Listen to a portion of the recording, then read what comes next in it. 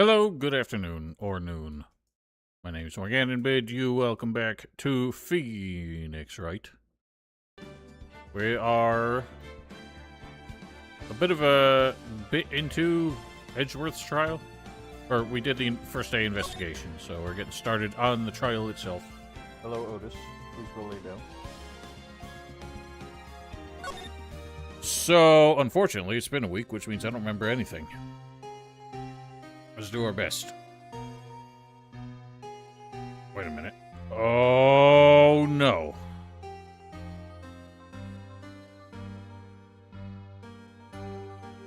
Oh, no. Did I forget to save? I can't seem to skip anything either.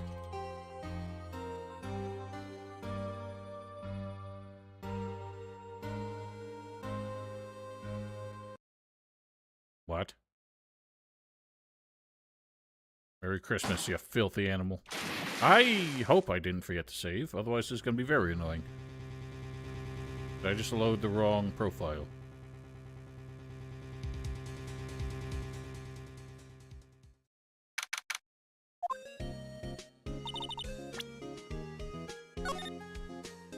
Load, please. No, I'm just an idiot. I loaded the wrong one. Hallelujahs. Karma. That's right. Manfred von Karma. He's the best prosecutor there is. Oh boy. Hasn't lost a case in his 40-year career. The god of prosecution, right? A god. Not a single case. He'll do anything to get a guilty verdict. Anything. Why does that sound familiar? You still have to do it voluntarily, Val, and I am that kind of stupid that I would just forget to do it. Sounds like someone else I know, Edgeworth. Oomph. So shy. You don't understand. I mean, he'll really do anything. Manfred von Karma is a man to be feared. Well, it sounds like he will frequently break the law and commit perjury to get a guilty verdict, which means it should be easy to disbar him. Quite a claim coming from somebody who forges evidence. Well, apparently not in this fucking society. Oops, I skipped that one by accident. Just picture a prosecutor as vicious as me, multiplied by a factor of 10. Oog. So, was he your teacher then, Mr. Edgeworth? Something like that. Now he's trying to get you found guilty? What a creep. Oh, wait. Maybe he's planning on losing on purpose to help you out. Well, that would sour his record, so I sincerely doubt it. No mercy. Not a chance. He hasn't lost once in 40 years. 40 years. As ruthless as me, times 20. You just said times 10. You just keep escalating. More orders of magnitude. To try and make this man seem inhuman. That's pretty ruthless. Like I said, he's a god amongst prosecutors. I guess that's something like Mia was to me. Speaking of Mia. Maya? Uh-huh. You could really be using Mia's help right now, don't you think? Well, I don't want to see her. She looks so creepy when she's in your profile. Oh. I can't. Sorry, I tried. I really tried, but I couldn't reach. Couldn't reach? I think it's because I haven't been training. My powers are weak again. Oh man, what bad timing. I'm really sorry. I'll try my best. Well, your best might suck, so let's just wing it, I guess. What were you whispering about? Oh, it's nothing. Well, it's time. Let's head in. December. Christmas after. For some reason I thought the 26th was Christmas Day. Court is now in session for the trial of Mr. Miles Edgeworth. The defense is ready, Your Honor. This guy looks like he should be commandeering a British, like, brigandine, or what? No. What do you call it? What's a ship? I don't know. A warship. Mr. von Karma, is the prosecution ready?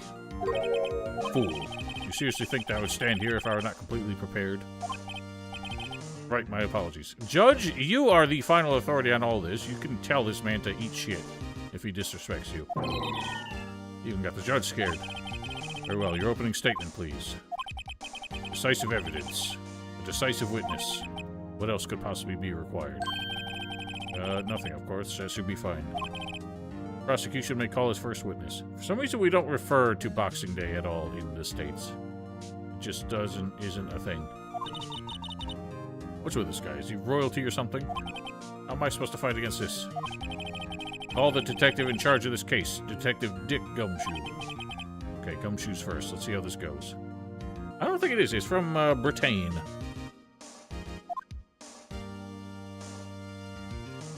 He always looks so out of place. Second day of Christmas. Christmas doesn't need more than one day. One's enough. You also, don't you, like, you're kind of big part of, well, a big part of your celebration is on Christmas Eve, right? That should be the first day. Describe the incident now. Yes, sir. Detective Gumshoe looks nervous. Let me, review what we got. Right, so we're concerned because the photographer lady, seemed to emphasize that Edgeworth was guilty. But we didn't get that evidence.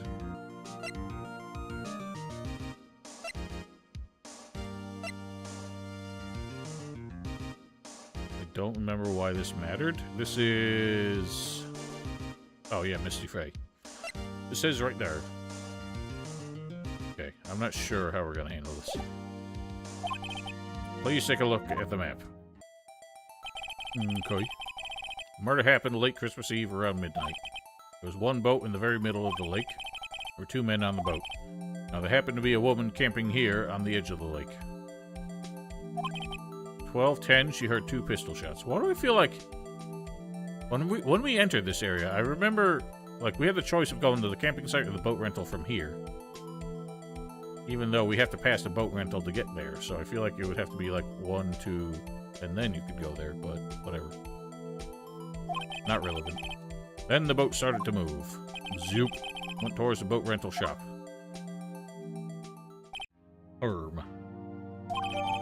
Overhead map added to the record. Testify to the court about the arrest. Now. Wait, Mr. Von Karma. Yes? Actually, I'm the one that's supposed to be handling these proceedings. Wow, I hate this guy. Wrong. There's only one thing you need to do here. You will slam down your gavel and say the word guilty. That is your role. What a dick! Yes, of course, you're quite right. No, he's not! Well, at least he's letting me cross-examine. And called into the station around 30 minutes after midnight. We headed to the scene of the crime as fast as we could, where we found Mr. Edgeworth. Now, I didn't suspect him of anything at all, but the next morning a body was found in the lake. So we had to arrest Mr. Edgeworth. I see, very well. Begin your cross-examination, attorney, now!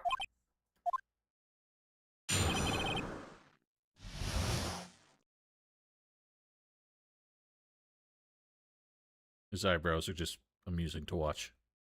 It looks like the Doom guy. When you're, like, in the health monitor on the bottom. Man called into the station around 30 minutes after midnight. Press. You received a call from a man. Yep. You said there was a woman camping there. He was the one who heard the 2 gunshots, right? Objection! Objection!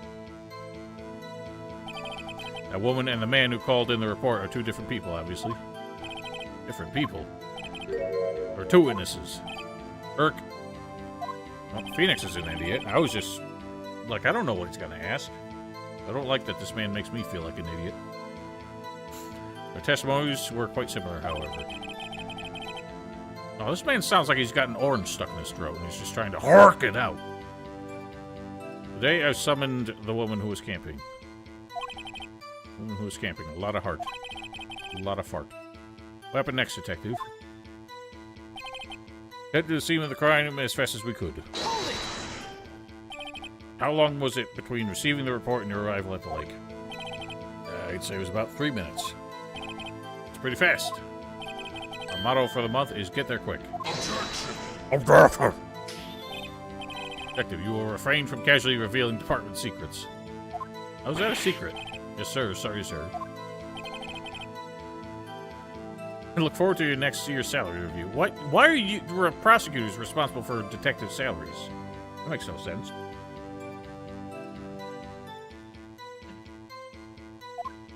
seems like a conflict of interest here. So much to look forward to these days. There's no time for detective daydreaming. Continue. Yes, sir. That's where we found Mr. Edgeworth. What was Mr. Edgeworth like when you saw him then? Well, from what I saw, he looked pretty relaxed. Not like a murderer at all, really. I'm just gonna keep doing that. Detective, the court requires the facts, not your opinion. How many years have you been on the force? Facts only, detective. Hard, cold, objective facts. Yes, sir. And he's got a share of objections. I didn't suspect him of anything at all. Why didn't you think he was suspicious? You should know. We have a deep, trusting relationship with the prosecutors. The court is not interested in your musings. Deep, trusting, poppycock. The finger wag makes me really want to kick this man in the balls. Never heard so many flippant comments from an active detective on the force. Moof. Detective Gumshoe doesn't look so good. Continue, now! But the next morning, a body was found in the lake. Did you find any other clues on the body? A single bullet was recovered from the body. He was shot through the heart fatally. Judge, here's the bullet. Didn't strike bone, so its shape is well preserved. Very well. The court accepts his bullet into evidence. So if I didn't press that, I would not have gotten more evidence. Okay. Fired from a 22. We had to arrest Mr. Edgeworth. Nick. Doesn't it seem like Detective Gumshoe is being a little vague? I bet Von Karma is feeding him lines. Testimony is probably filled with landmines just waiting for me to press. Oh, I pressed all of them, so... What do we do? Got our teeth in press, I guess. What else can we do? I'm the man. I forgot to press that last one, so let's hustle. Why is that? Well, we found the murder weapon in the boat. Murder weapon? Pistol. Detective Gumshoe, there's a vital piece of information. Please revise your testimony. Right. Sorry, Your Honor. Murder weapon we found in the boat was decisive evidence. What about the pistol made it decisive evidence? Tisk, tisk, tisk. Heck? He has the same evil laugh as Edgeworth. That didn't sound like a laugh. It was a tisk. There are fingerprints on the pistol found in the boat. They were clear prints from Mr. Edgeworth's right hand. What? Order, order. So Mr. Edgeworth's fingerprints were found on the murder weapon. Yes, Your Honor. Judge, this is the weapon in question. Accepted as evidence. Fired 3 times, bears prints from Edgeworth's right hand. Okay, so he died from 1 shot, but was fired 3 times. Members of the court, we now have the pistol used in the murder and the bullet found in the body. Detective? Yes, sir. Was the bullet from the body... Bullet found in the body fired from this pistol? Yes. Pistol... The ballistic markings on the bullet match the pistol. Hey, Nick. What does he mean, ballistic markings? Shocking! Imagine someone here does not know something as basic as ballistic markings. Nick, he's glaring at me. Tisk, very well, I'll explain.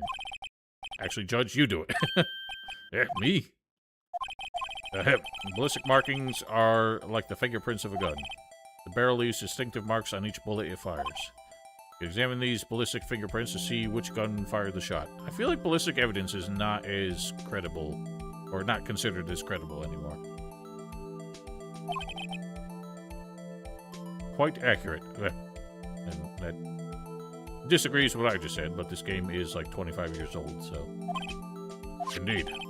Leads to one inevitable conclusion. The bullet was found in the victim's heart. Was, without a doubt, fired from this pistol. Snap.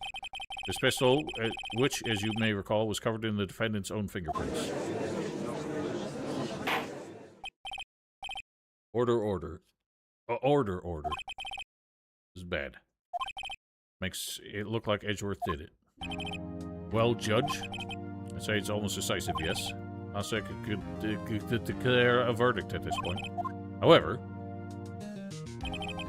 you wish to hear the witness speak, no doubt. Very well. I'm somewhat fatigued, and so we'll take a brief break. What? You don't get to call breaks. The judge does. I'll call my witness after the recess, which will last 10 minutes. Judge, Yes? What are you doing? A 10-minute recess, now. Wait, Seriously. No judge should tolerate this man. I don't understand why he does. Like, the judge is the authority. Does contempt of court not exist in this legal system? Yes. Ahem. This court will take a 10-minute recess. Who's running this court anyway? I didn't get to try and discredit Dick Shoe's testimony at all. Edgeworth, what's going on here? Your fingerprints are on the murder weapon. And that foggy photo makes one thing clear. The only one who could have shot that man was the person in the photo. True. Was that you in the boat? Yes, it was me. What? But you must believe me. I didn't shoot him. Then who did? I don't know. Don't know? Weren't you right there? I heard a gunshot from very close by. Then the other man fell from the boat. I can't say why, but I thought at the time that he had shot himself. You mean it was a suicide? It's the only explanation I can come up with. How am I going to convince anyone of that? Hey, Maya? Huh? What? Any progress with Nia? Oh, sorry. It's no good. Ugh. I know. No good for anything, am I, Nick? I don't have time to give you a pep talk and console you right now. I can't call my sister. I might as well not be here. Yeah, you're useless. We'll be nice, I guess. No, of course not. I need you here. You can see you're always trying to help out. Even if you don't actually help, it's a thought that counts, right? Okay, Nick, you don't have to make me feel better. I don't know anything about trials or defense. What's more, I'm a spirit medium who can't even contact spirits. Well, everyone has their off days. I mean, I've just been getting lucky lately. You never know when my luck is going to run out. Really? Whoa, right? Don't jinx this case any more than it already is. Bad for my heart. Oh? Oh, sorry. Whoops. Clog. We learned nothing in that recess and don't feel any better about our situation. Mr. Von Karma, call your first witness, or your second witness. Will Miss Lottahart take the stand?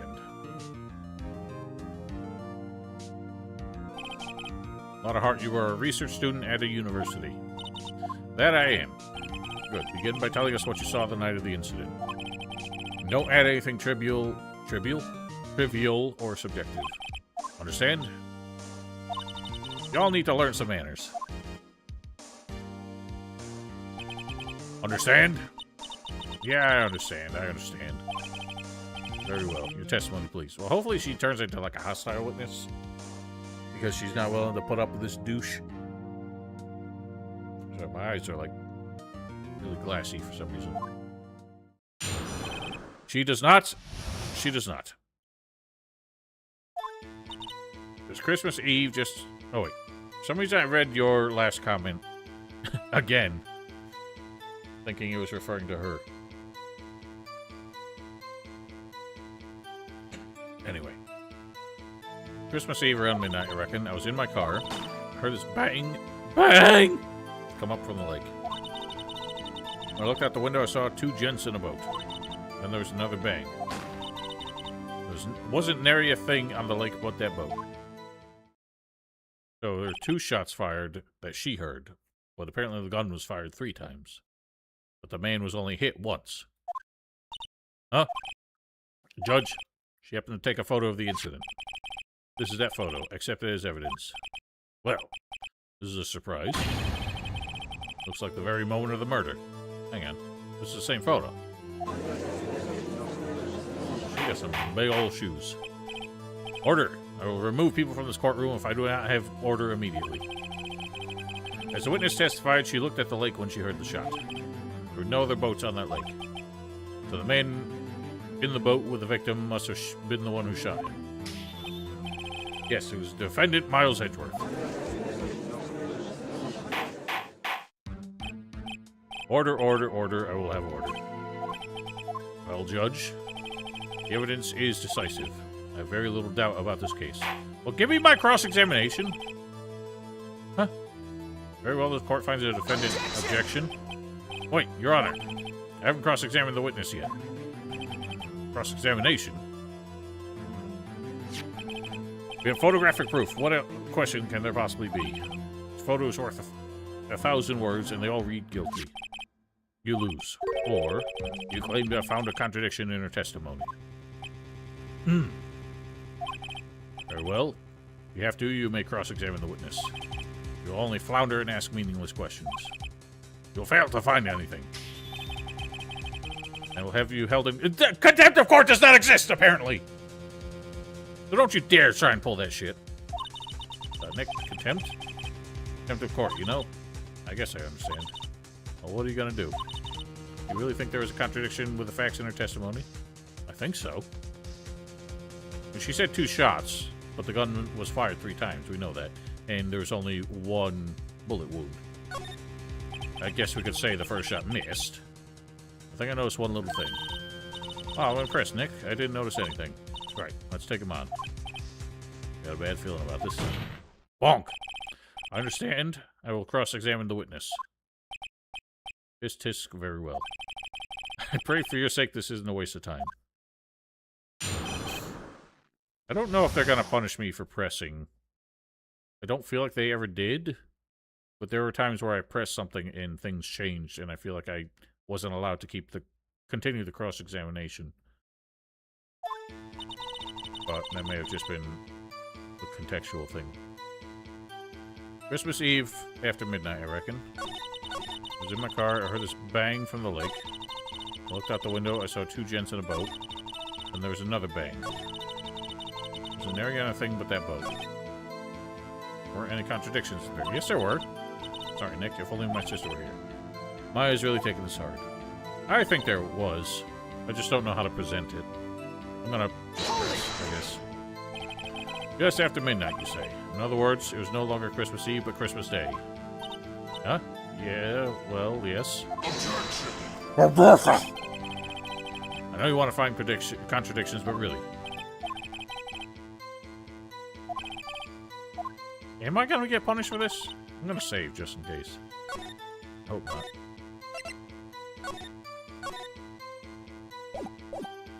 I don't think there's like a point of no return where you cannot, like, you completely fuck it up, and you know the health bar doesn't matter anymore.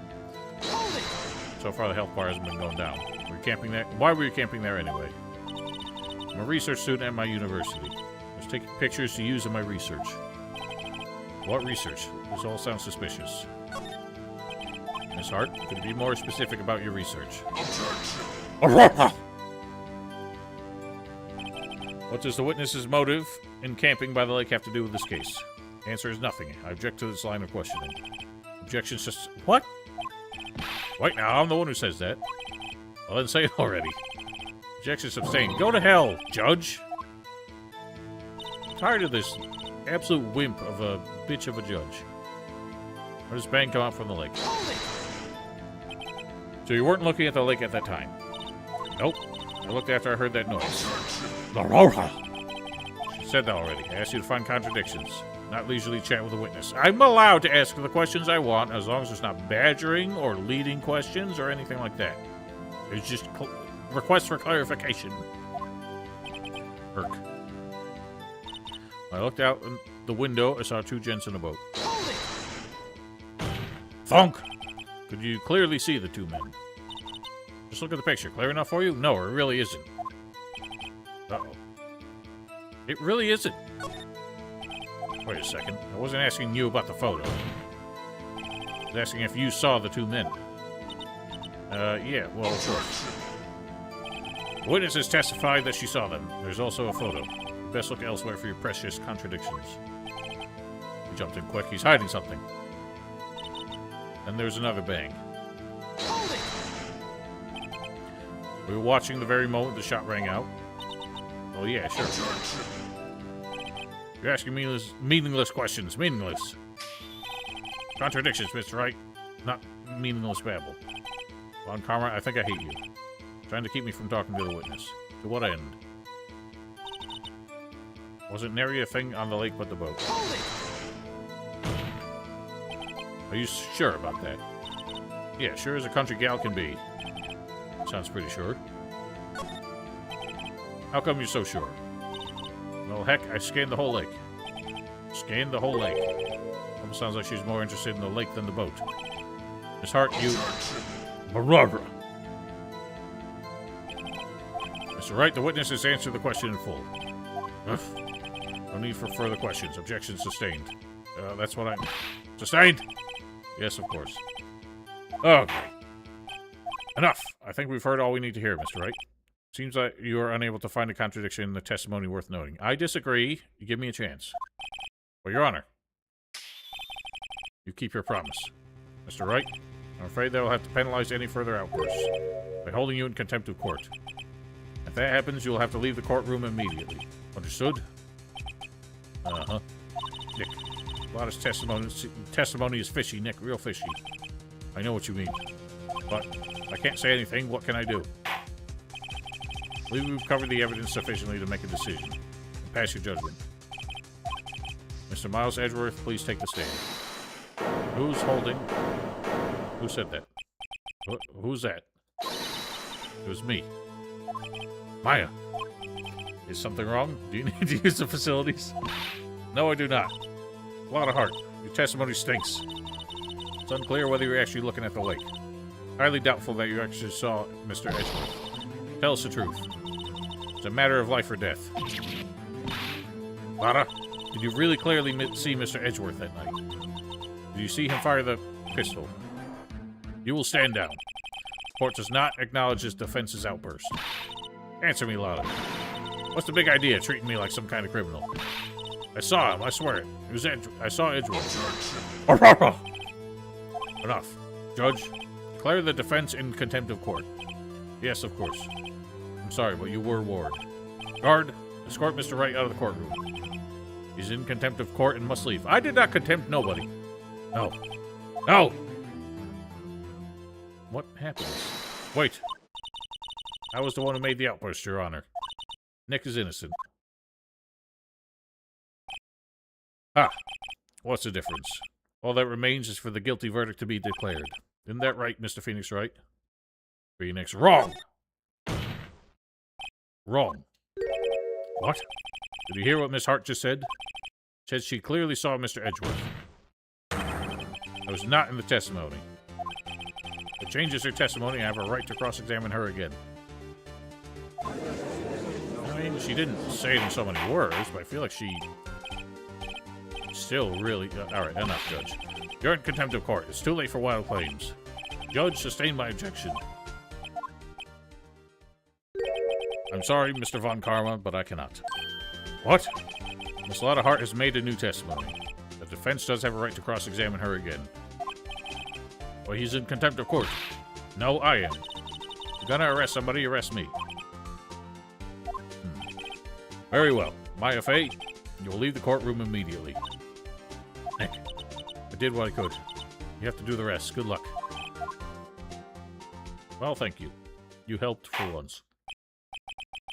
I care not for this melodrama. Listen well, Mr. Wright. Do not tolerate badgering of my witnesses. Running out of time. Better find a contradiction in here or else. Mr. Wright, begin your cross-examination. The last statement. I saw it clear as day. The man on the boat was Mr. Edgeworth. Hold it! Well, what about the other man? Objection! Can I expect to be allowed to blithely ignore your promise, Mr. Wright?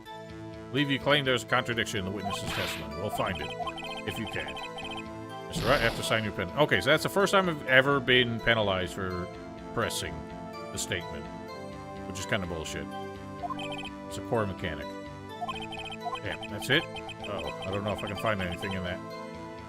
Okay, I wish I had pressed the two shots earlier, but I didn't really know which statement to press it on. But I can't squander Maya's efforts either. I'm gonna present the photo, because the photo, like, how can you claim you saw it clearly if the photo couldn't even get a clear picture of it? Objection! Got you. Got you, Miss Hart, finally. What? You got what?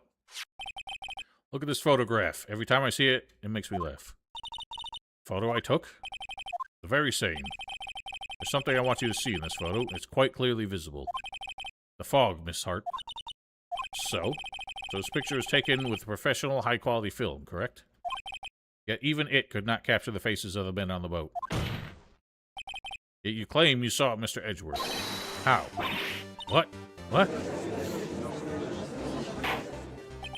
Mr. Wright has a point.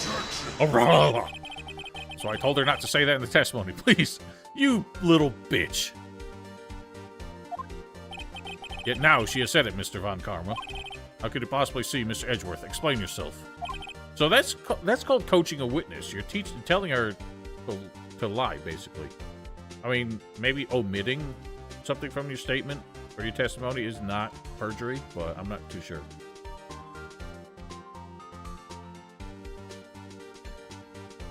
Miss Hart. What? Could you see the defendant that night? Of course. I said I could and I meant I could. Please testify as to the circumstances of your sighting. I did it. Finally found a hole in Von Karma's carefully vague testimony. Oh boy. You're right. It was a cold night and the fog was thick as grits. Grits. So once I was finished setting up my camera, I got back in the car. Still, I brought my binoculars with me. When I heard that noise out in the lake, I looked with my binoculars. See? No problem. Use binoculars. Very well. You may begin your cross-examination, Mr. Wright. This one better be good. Alright. Again, I'm concerned about pressing the statements. Cold night, thick as grits. Once I finished setting up my camera, I got back to the car. Brought my binoculars with me. When I heard that noise on the lake, I looked with my binoculars.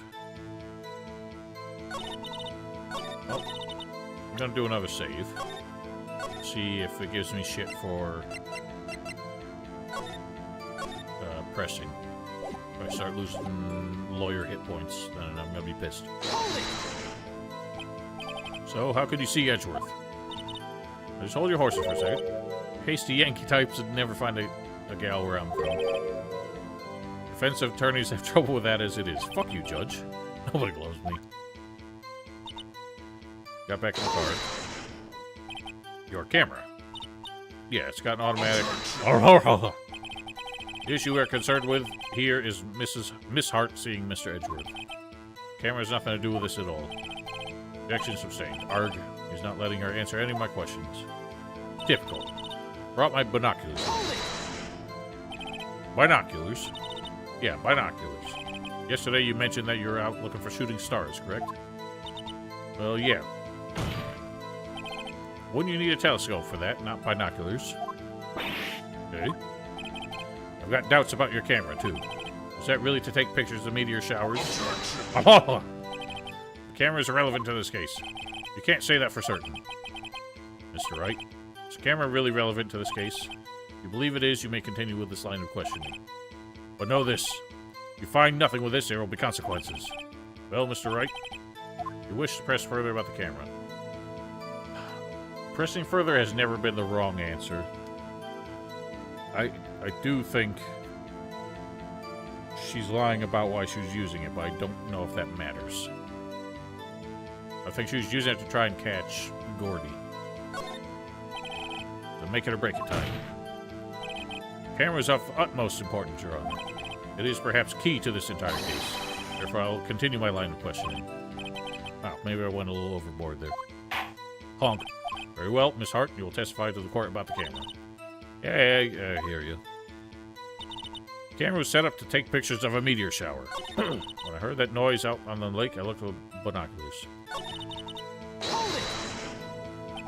Miss Hart, what made you choose that lake to photograph meteors?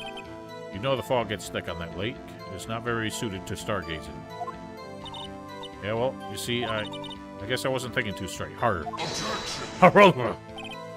That's all right. I will not have you badgering my witness because of her challenged intellect. You fucking dick. Now, wait a minute.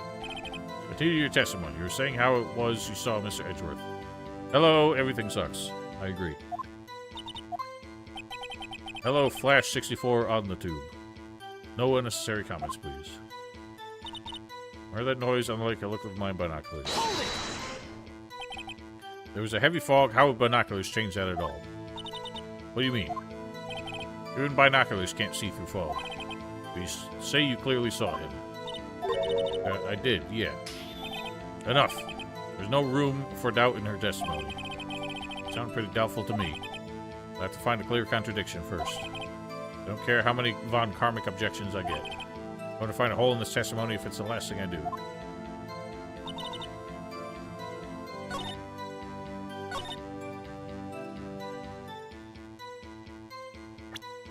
I'm going to point out that it takes a photo when a loud noise is detected, so how would it help with meteor showers, unless a meteor struck the ground near you?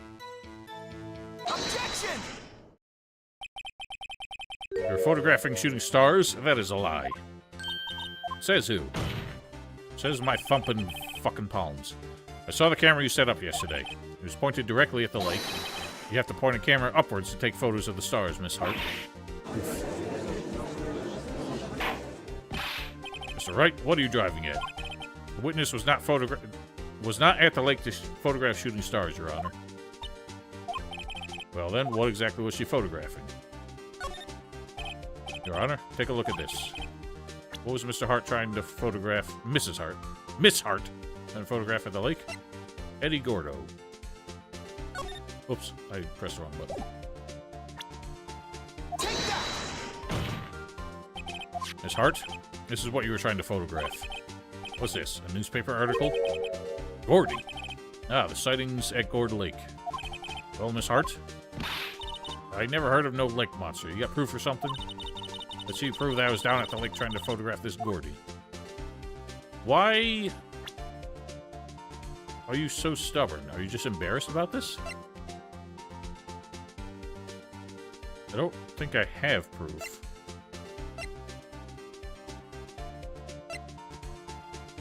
I can't read it. I can just read a big, pristine A.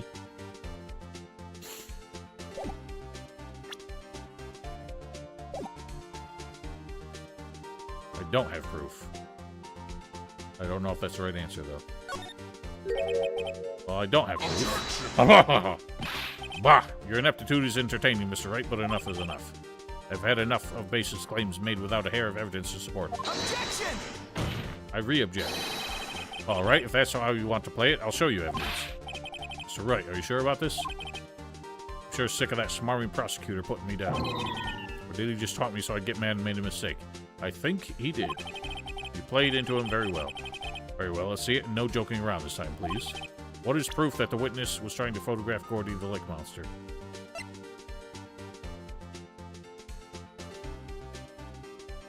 Can't us and Maya testify? Well, we're not witnesses, so no. We're the defense. We interview the witnesses, the testimonies. Also, Maya got arrested for contempt of court. So, the only thing I can say is the microphone. I just don't know how that would catch the Gordo. I wish there were more details in some of this evidence.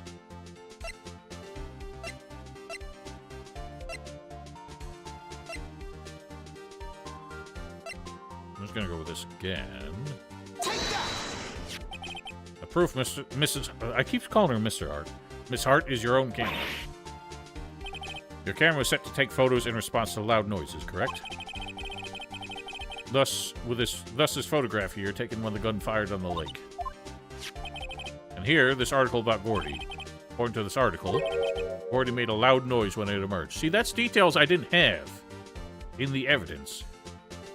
Like, I figured that, but it wasn't in the evidence in my court record, so it was kind of a leap of faith there.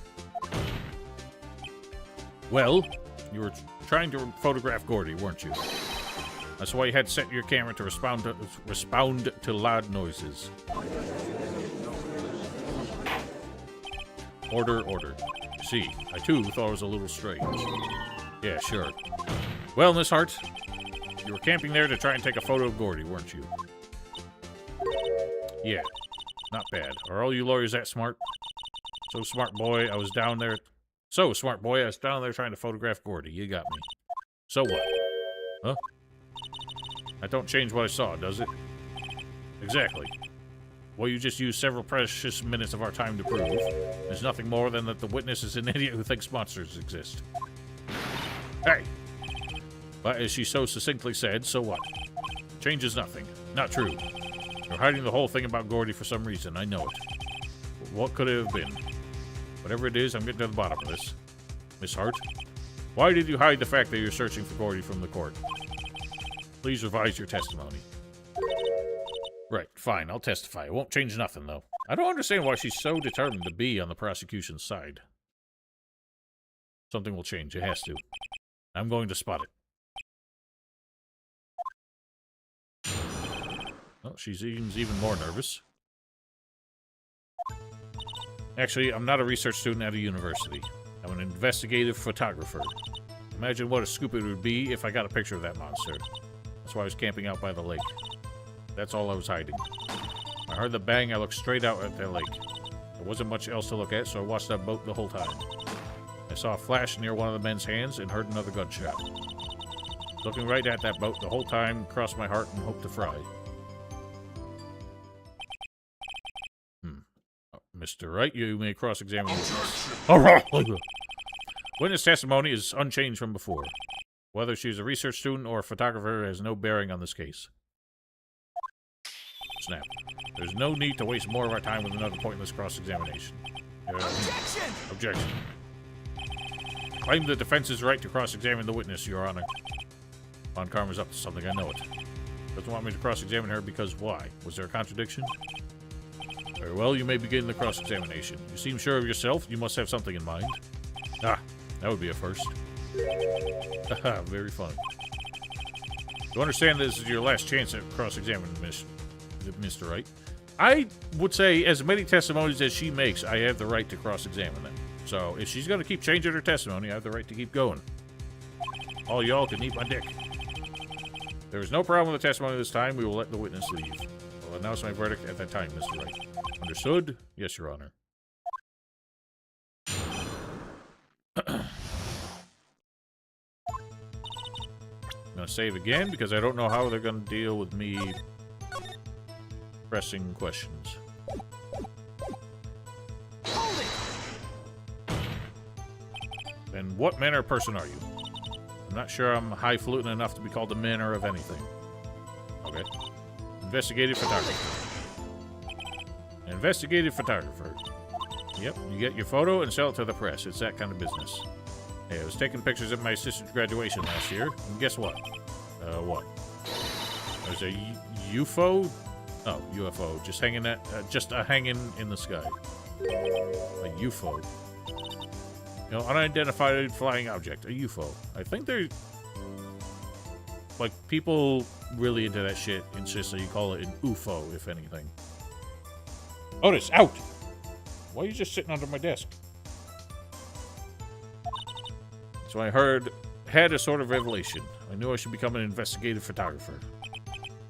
I see. Kind of a shaky basis for a career. I've heard worse arguments. Imagine what a scoop it would be if I got a picture of that monster. Hold it! Is Gordy really all that newsworthy? Heck yeah. They even had him up on the TV.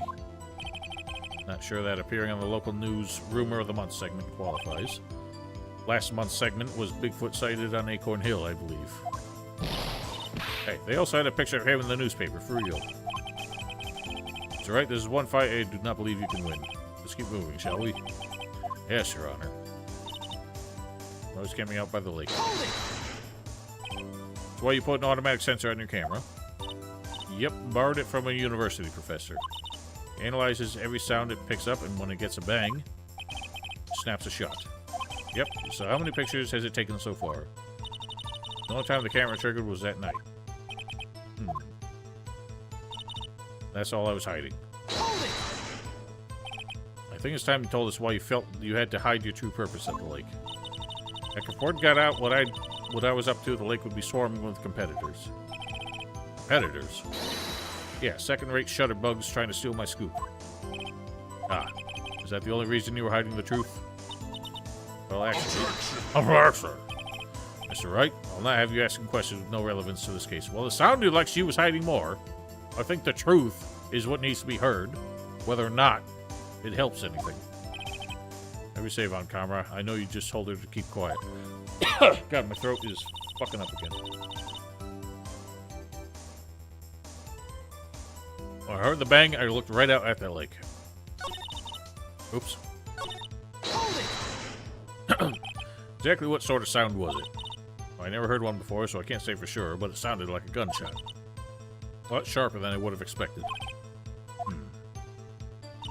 Wasn't much else to look at, so I looked at... just watched that boat the whole time. Wasn't much else to look at. Yep. I don't know. She heard a bang, and she thought Gordy was out there. Kinda doubt she'd waste any time looking at a boat. What did I do just now? Why are you giving me that look? Definitely suspicious. Maybe it's time for some evidence. But let's continue. Hold your hush puppies, Pops. I'm getting there. I saw a flash near one of the men's hands, and I heard another gunshot. There's nothing on the lake but the boat at that time. Huh? Wait, so you're thinking maybe it was shot from some other place? I don't think so. Nope. The lake was smooth as glass, and nobody was on the shore neither. Better find some sort of contradiction in his testimony.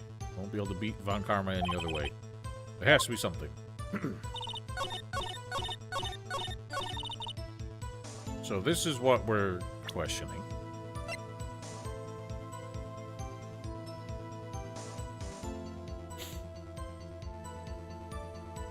Which evidence do we point out?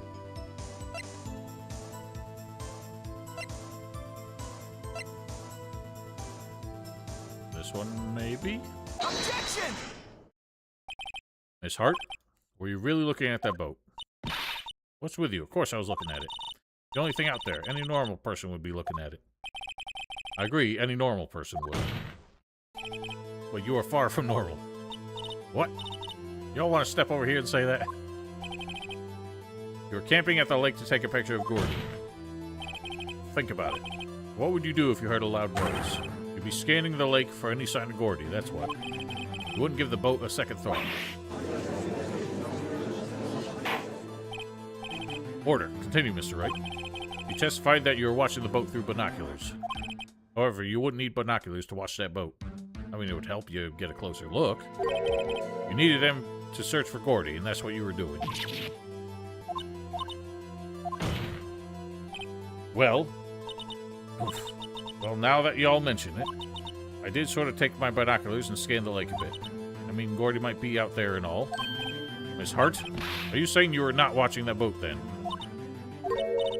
Sorry, y'all. I wasn't fibbing, really. I thought, I could be a witness to a murder and all. Okay, so she just wants to be in on the story. That's all. That's her motivation for lying. I kind of got excited. I was sure I was watching that boat till now. This is totally uncalled for. Oh, this.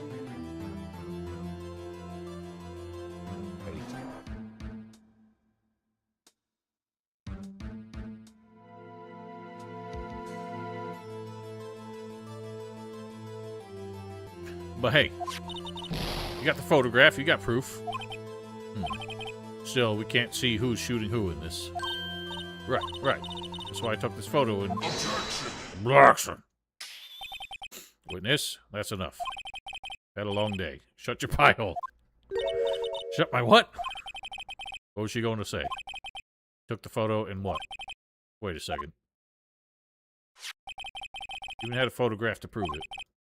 But you really can't tell from the photo who is shooting. Why she said she's going to enlarge the photo. So it'll drop the quality a mite, but should let us see who's who. She enlarged that photo. Why won't Von Karma let her show it? Because it obviously disproves it. I got a hunch. Bet that enlarged photo shows something bad for Von Karma. My chance. If I'm wrong, though, it'll mean prison for Edgeworth or worse. What should I do? Do it. Thump. Miss Hart, look at this photograph. You enlarged this photograph, did you not? Yeah, I did. Why has that enlargement not been presented to the court? Objection! Because it does not exist. What are y'all talking about? You're the one who told me not to show it in court in the first place. You old fool. What's the meaning of this, Mr. Von Karma? Miss Hart? Show the photo to the court.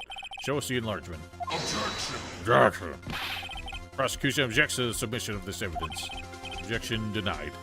Overruled is the word, Judge. Witness will show the enlargement to the court. Here it is.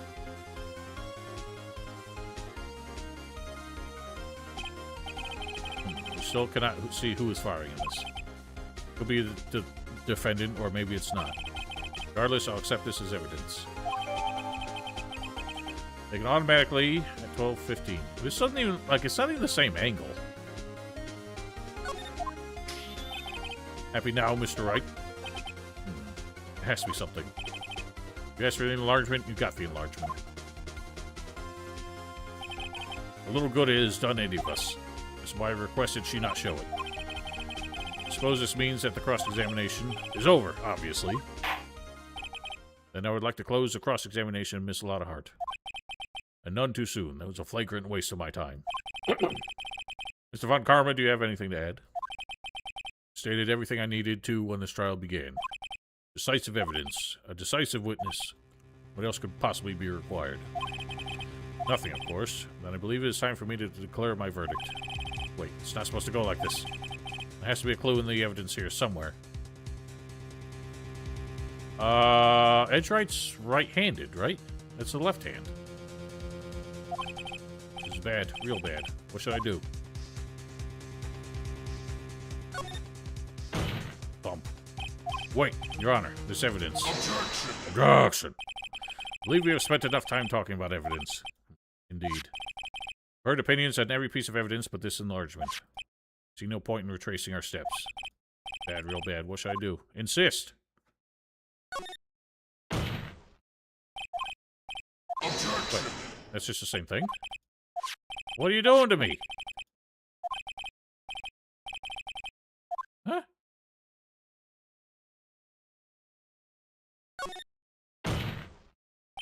Your Honor, there's something decidedly strange with this enlargement. That's...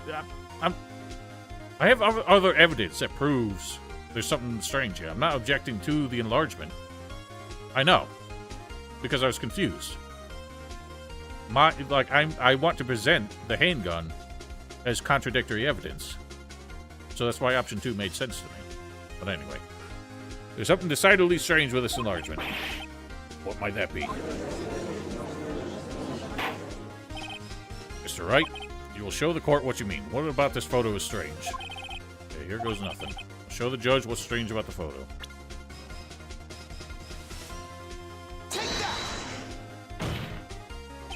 Here, Your Honor. The shooter. I'm not sure I understand. What about the shooter is strange? Look at the hand holding the pistol, Your Honor. The hand. The hand directly contradicts another piece of evidence. This man's left hand does what? Let me show you. To show you the evidence that the left hand contradicts. The pistol itself.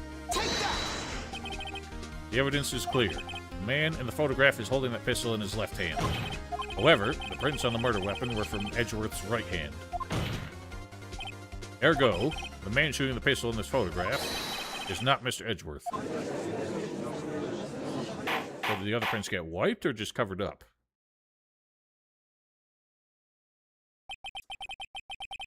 Everyone in the courtroom is quieted down.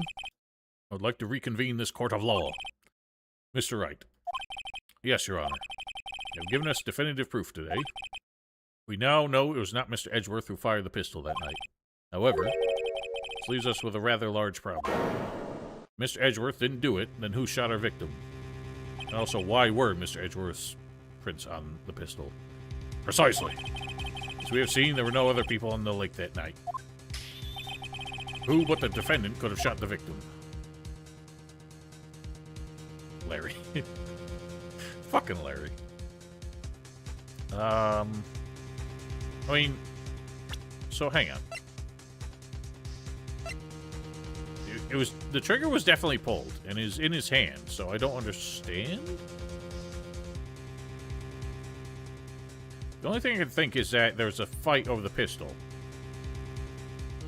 But that isn't in Edgeworth's own testimony. Not even his testimony. Like, that isn't in anything he said to us. Like, if the man tried to shoot Edgeworth and he took the gun back or shot him in a fight over the pistol, then that would make sense, but he would have told us that. Instead, he's saying he thinks somebody else shot him, or he shot himself. And that's confusing, because if he was in the boat with him, he would have seen one way or the other.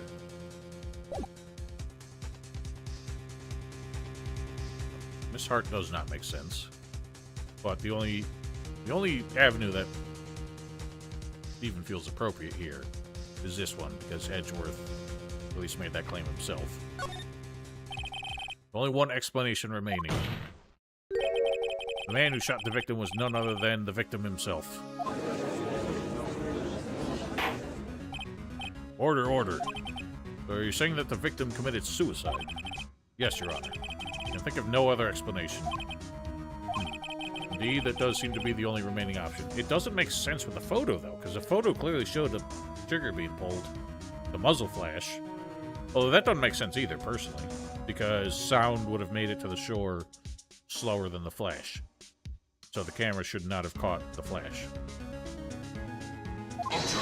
Objection! I'm so very, very sorry, Mr. Wright.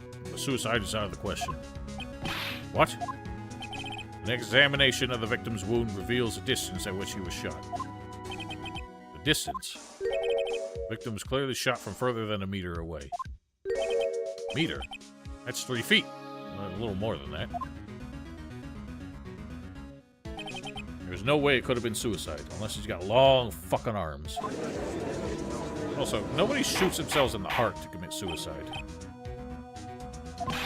Mr. Von Karma, are you sure of the accuracy of your data? Of course. I'd already considered the possibility of suicide, you see. Autopsy report updated. Shot from approximately 1 meter away. Well, they removed the detail that he'd shot once. So, I'll have to remember that. I see. Very well, allow me to state my opinion. Considering the situation, the shooter had to be the defendant, Mr. Edgeworth. However, the prints on the gun reveal that the shooter was not Mr. Edgeworth. I mean, this still doesn't make that much sense. Because his prints are on the gun, right? We confirm that. The photo just does not show that he was firing it in that photo. The conundrum. Therefore, I'd like to suspend proceedings for the trial for this trial for the day. The court orders the defense and the prosecution to further investigate this matter. Understood? Yes, Your Honor. That is all. This court is adjourned. Well, Edgeworth lives another day.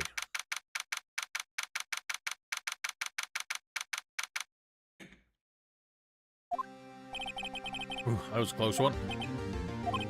Hey, don't you have anything to say? No, I've yet to be declared innocent, right? Well, yeah, but what happened out there on the lake anyway? That was the wrong inflection. What happened out there on the lake anyway? You didn't commit suicide, then who? The shooter was about 1 meter away, too. What? Don't give me that look. I did not kill him. Just kidding around. Look. I'm going to go check on Maya. Oh, right. What? Tell her something for me. What? That you're sorry about her mother? Tell her to watch what she says in court. That's all. But Kelly to just state how you really feel with a thanks, Edgeworth. I requisitioned a transcript of Lotta's entire testimony. I thought it might give me some ammunition for the trial tomorrow. Of course, she didn't see the shooter, so the only part of her testimony that stood was the bang she heard. Heard 2 sounds like gunshots just after midnight. And we know the gun was fired 3 times, so I don't know how that detail is going to become relevant, but it shall, or certain. It is, yes. Never played this before. I seem to be doing well. I did lose once because I was, like, really railroaded on one detail, but...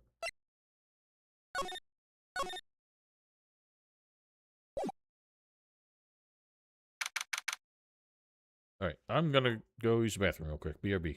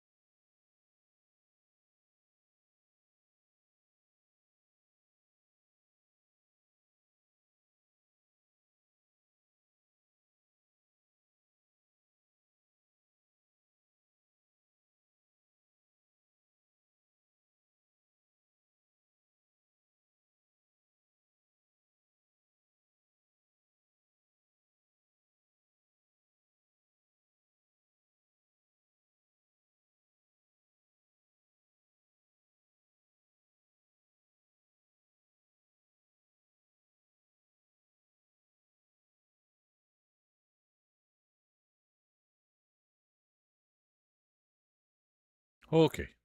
Am returned. Maya. Hey, Nick, it's you. Glad Mr. Edgeworth made it through okay. It's a relief. Hey, why'd you do that anyway? I don't know. I just knew I had to do something. I know I'm not the lawyer my sister was. I'm sorry. Well, you did save the trial. Just behave from now on, okay? I mean, she did the right thing, it seems, although... I mean, I guess it was just because she took the fall, which allowed us to make an outburst. Okay. So, she's just stuck in jail now?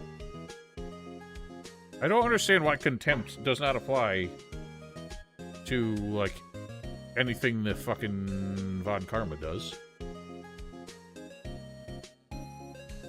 He's extremely disrespectful to the judge and tells him what to do and tries to drive the court proceedings himself, which is bullshit. Have you been questioned yet? No, not yet. Detective Gumshoe was here just now. He said, seeing as this is your first offense, we'll let you go after questioning. Oh, and he wanted me to get bail money ready. What? Bail? He said he'll let you go. You shouldn't need bail. You can pay for me, okay? Huh? How much? I don't know. I guess I'll send you a bill or something. That's not how it works. Why do I picture giant bales of money every time I hear the word bail? Any luck with Mia? None. I can't get through to her at all. I tried. I really did. I don't know what to do. I think I probably shouldn't have stopped my training. Sounds like she really did do her best. Yeah, but Gumshoe said they'd let her go, so it doesn't make sense that he'd charge her bail. That's not letting her go. That is bail. That's all it is. Should check and see if there are any waterfalls in the local area. I wonder if I'll ever see my sister again.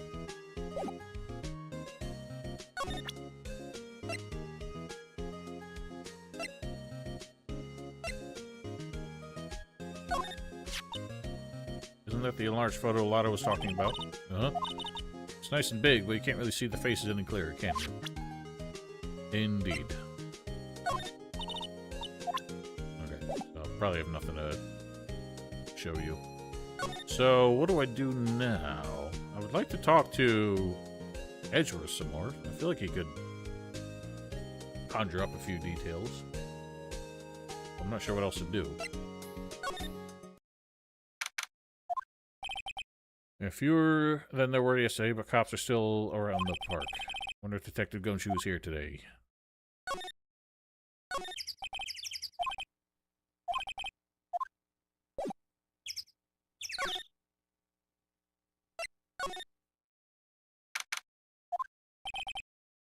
Haven't seen Larry around today at all. Probably off paying through the nose on a date with a lovely fiancée.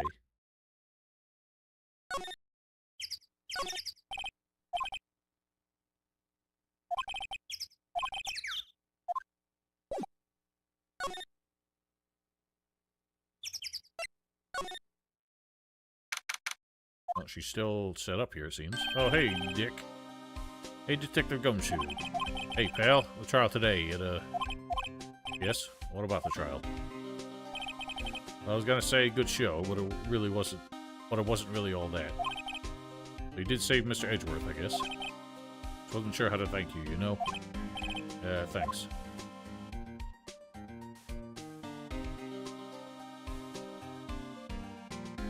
Sorry, 1 second. Making plans.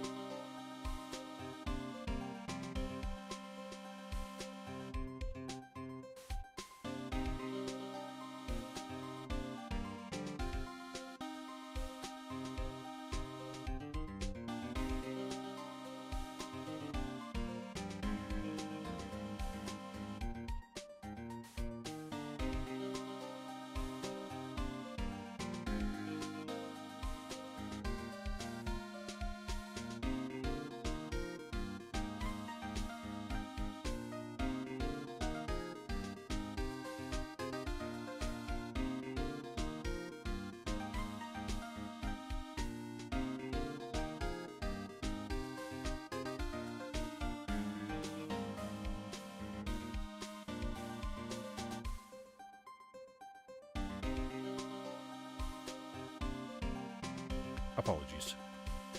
What say you? Detective Gumshoe, any idea what strategy Von Karma is planning for tomorrow? Sounds like he's bringing in another witness. Another witness? Right, he said something about that in the trial today. Did he? There were 2 witnesses. Oh. Okay. Guess he sure did. I was wondering who that other witness was. Who was it? Sorry, pal. As much as I'd like to, I'm not at liberty to divulge that information. Right. Alright, I wanted to ask you about something about Mr. Edgeworth. What's up? You afraid of earthquakes? I've never heard anything about that before. Mr. Edgeworth doesn't talk about himself too much, see? There's one thing that was clear as day.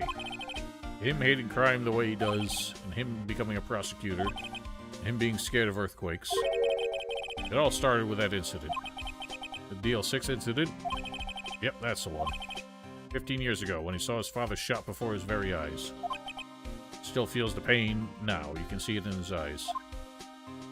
I wanted to talk to you about Maya Fey. Huh? Not on bail yet? That's strange. Told to let her go as soon as they had their report written up. Man, I don't know what would have happened in that courtroom today if it weren't for her. Seeing her get dragged out by the bailiff, I'll be honest with you, pal, I shed a tear or two. What a guy. Mr. Edgeworth, he was so moved, I saw his lips trembling. Really? Cold as ice Edgeworth? Really grateful for what she did, you know. I'm gonna head back to the station. Get the report on Maya and get her out of there as soon as I can. Thank you. Oh wait, I was wondering how much is bail gonna be? Don't worry about that. Mr. Edgeworth is posting the whole amount. What? Edgeworth? Didn't I tell you? He's grateful to her for what she did. Alright, pal.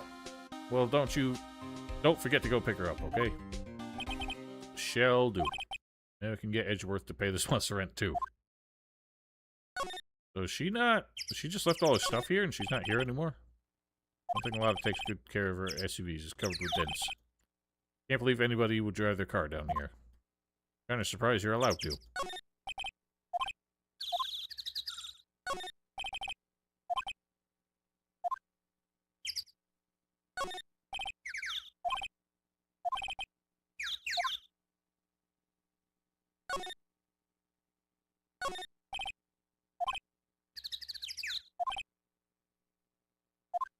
Where the hell is she?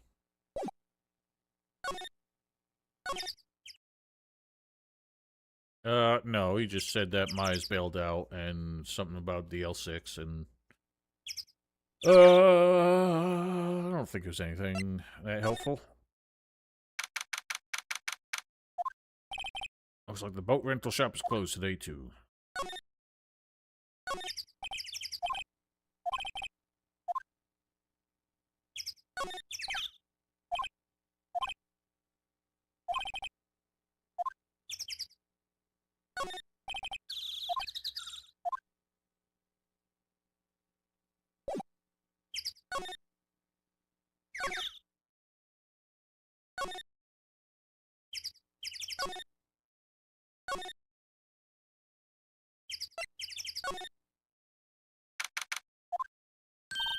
Hey, Nick, you finally came. They just finished the paperwork. I'm free to go. Free at last, eh? Those interrogators were really mean. They're like, okay, what did you do this time? Like I was some kind of criminal. Can you believe it? Well, they let you out in the end, didn't they? That reminds me, thanks for bail. Thank Edgeworth. Huh? He posted bail for you. He was grateful for what you did. Mr. Edgeworth did that. I have to make it up to him. Gotta win this case, Nick. I agree. What do you think we should do next? Kinda lacking in the clues department. Could go to the park and look for Gordy. I don't think that would help. I was kidding. Still, if there are any clues out there, the park's as good a bet as any. So, is that suggesting I missed something, then? What do you say, shall we head down there? Sure. Have you noticed anything lately? You know, I did notice one thing while I was here in detention. It's really pretty comfortable in here. It's warm and they keep it very clean. I mean, have you noticed anything about the case? Well, not much more than that, no. She's probably still upset about Mia. I should leave her alone. Well, we shouldn't leave her alone. We should take her with us. She wants to leave jail. Let's look around everywhere else first, then we'll go back to the lake. Detective Gumshoe's not here. Gumshoe's at the scene again today. Huh? Oh, really? It's a live wire, that one. Got into a fight with the chief for not following protocol. Not following protocol? I bet that wouldn't help them build the case against Edgeworth. Or he wouldn't help them.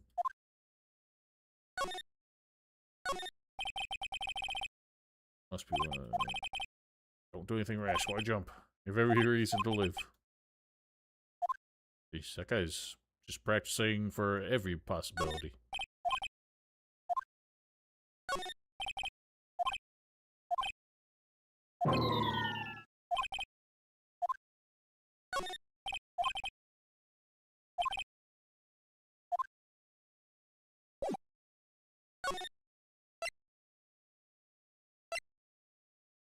That's weird. I could have sworn I saw Grossberg's place as one of the options, but not no mo.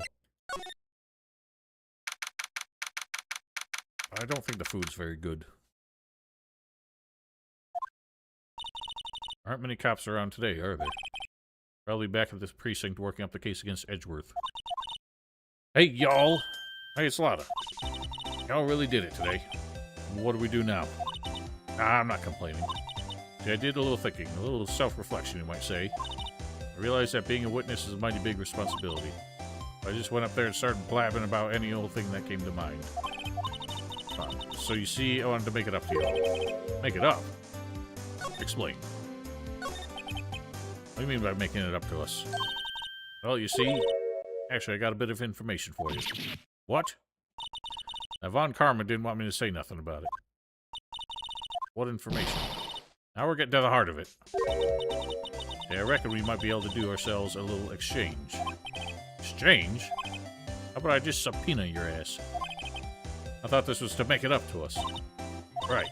I propose a little exchange to make it up to you. What? Information don't come cheap, my friend. I see you thinking, my, how unsophisticated these southern folks are. It's written all over your face. Let me tell you, most southerners are way more sophisticated than you. I'm just the exception, okay? Oh, yes, alright, let's make the deal. Jesus. Belabor the point, madam. I don't have any other leads, so I don't think we have a choice here. Okay, how much? Huh? Completely off your rocker? I may not be sophisticated, but I'm not trying to rob the poor. The only fair exchange for information is information. Listen good. What I need from you is information about Gordy. Whoa, Gordy? Gordy doesn't... I mean, Gordy might not exist. But bring me proof that shows he don't. I'll be keeping watch from the car, okay? If you see something, you come get me first. Got it? Okay. Right, see y'all later. Oh boy. This is turning into a weird... like... trading quest now. Okay, Nick, let's get hunting. Hunting? You don't seriously mean... Gordy? I sure do. What about Edgeworth? We're searching for Gordy for him, Nick. Don't you get it? Okay, and how exactly do we search for a make-believe monster? Maybe we can find a monster myth specialist. Probably not here. No, I think I just saw Gord Lake and kept reading as Grossberg. Yes, we'll examine. What the fuck? What's that? Steel Samurai, Nick. Yo. Get your sleeves hemmed, Larry. Larry, what the heck is that? It was my girl Keonce's idea. It was all like, if you put this here, it'd be like really cool. Well, I feel like that's trademark infringement, using a trademarked character in your advertisement for your business. Dude, she gave it to me along with the banner. What is the other end of that banner hooked up to? It's really impressive she could find those for you. She knows a lot of people. And that show's finished now, so she got them for free. What's Will Powers doing now? Is he just like a bit character in the Pink Princess or whatever?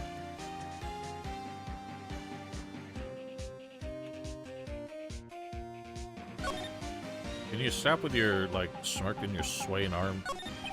Yo, Nick! What happened with Edgy? We made it through the first day in court, alright? I don't know how good our prospects are from here on, though. Hey Larry, did you know Mr. Edgeworth's secret weakness? He's terrified of earthquakes. He acts like a little boy. Huh? That's weird. I don't think he was ever like that in school. No? Really? Oh, we were only in the same class for a little bit. Transferred schools pretty quickly. Transferred? Right, when the DL6 incident happened. Doesn't look like Larry knows about it, though. Hey, Larry, when did you get that big thing? Huh? Oh, the big guy. I've had that for about a month, yeah. The big hit with the kids. Why is he crying? They're sweating. Why wasn't it up there yesterday? Huh? Oh, right. The compressor was busted. Compressor? Yeah, it's a little unit by... yeah. You know what an air compressor is. But I used to put air in the Steel Samurai. It broke a little while ago, so I sent it in for repairs. Here, I thought you'd inflate it by yourself. Oh, Larry's full of hot air, but not quite that much. Doesn't the Steel Samurai look a little out of place? Something about the Steel Samurai just doesn't work for me. Really? Looks pretty well made to me. Still a novice, aren't you, Nick? Two connoisseurs like Cody and me don't fall for this kind of stuff. Steel Samurai fans are obviously in a league of their own. Oh, what's the discrepancy here? I obviously don't know the guy well enough to spot it. He does look a little chubby. What's this machine? That's a compressor. Is that important?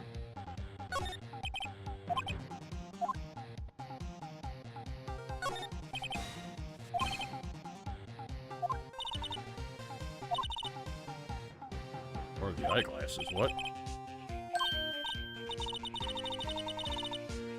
Can't say I do. What the heck is it? Local fair used to do it every summer. I guess we were the only ones. What the heck is it? Alright, we shall never know.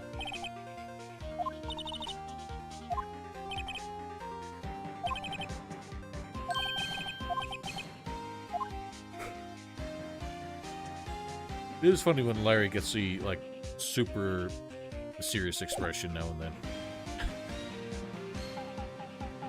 I know that one, the Japanese one. I think that green one's Brazilian.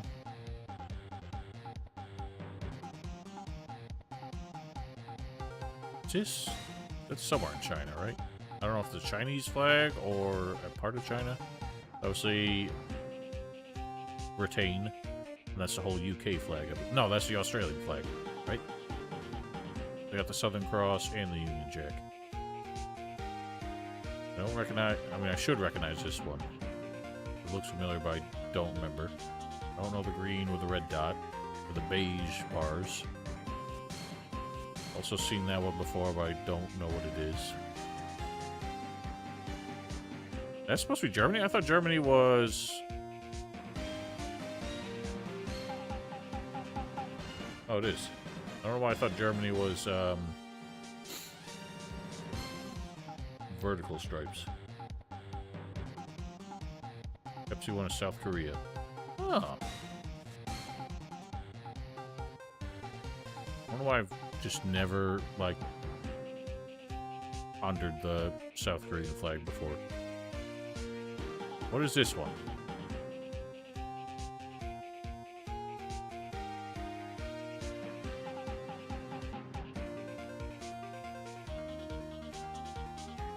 I just want to look them all up now.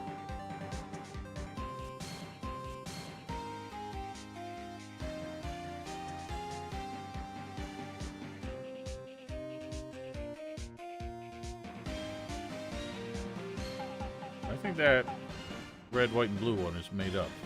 Unless you put the Luxembourg flag upside down. Bangladesh. Okay, and what's the one with the beige and the gray dot in the middle?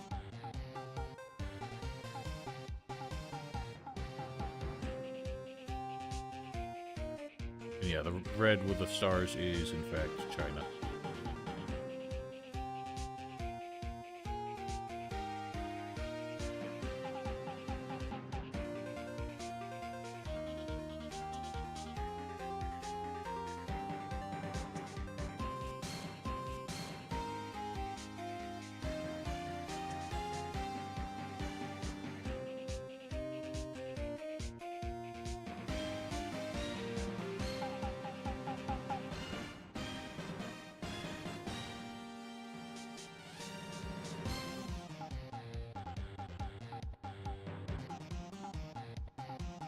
Oh, I can't.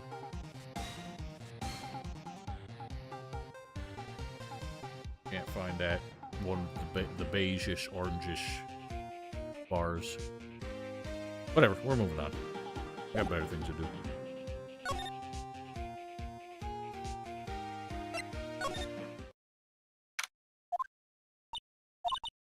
It's always so quiet here. I wonder if the boat shop is closed for good. Oh, the murder on the lake and all. They're probably just taking a vacation until it blows over. Well, who wants to go out on the lake in this freezing cold anyway? I guess someone does. Or at least wants to commit Midas out there.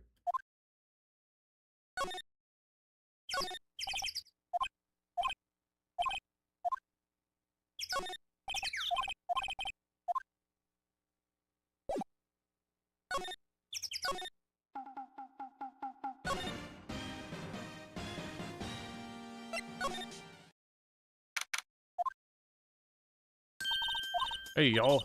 Well, you find anything about Gordy? Not yet. No, nothing. I'll keep moving. It gets cold out here at nighttime. Why would they not put 2 real flags there? They have, like, hundreds to choose from.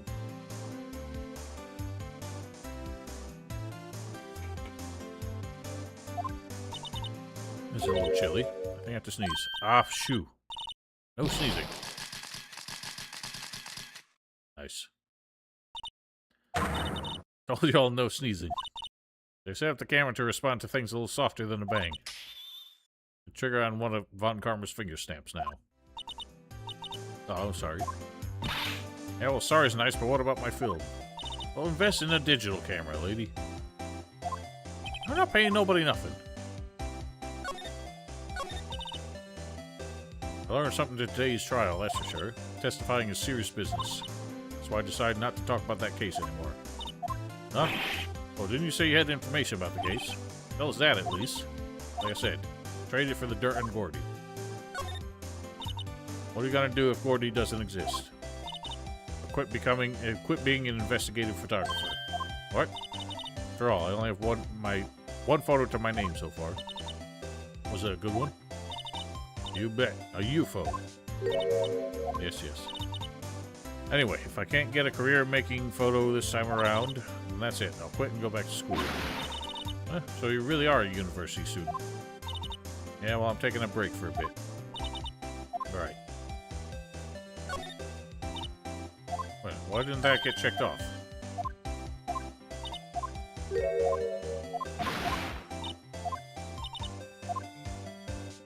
Why isn't that one getting checked off? That's weird.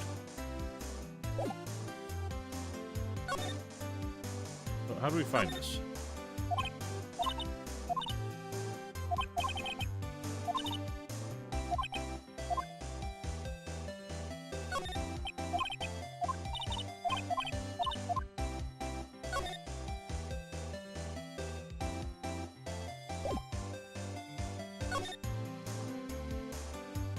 Well, we haven't learned a dang thing.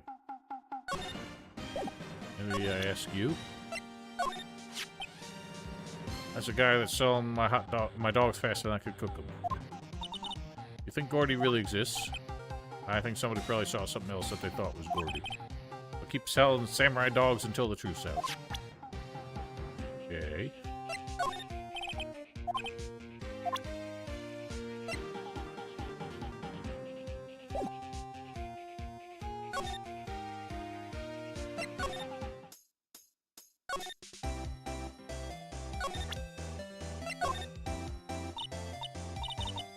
No, I was wondering, yeah?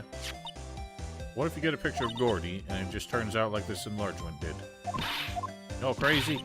Blurry picture like this doesn't make a hit story. Maybe a picture that screams, "I'm Gordy, hear me roar." I can't turn something like this into the paper. What kind of fool do you think I am? What kind of fool that would turn in a blurry picture as evidence in a murder trial? Not to mention claiming she saw something she didn't see. Anything else to show?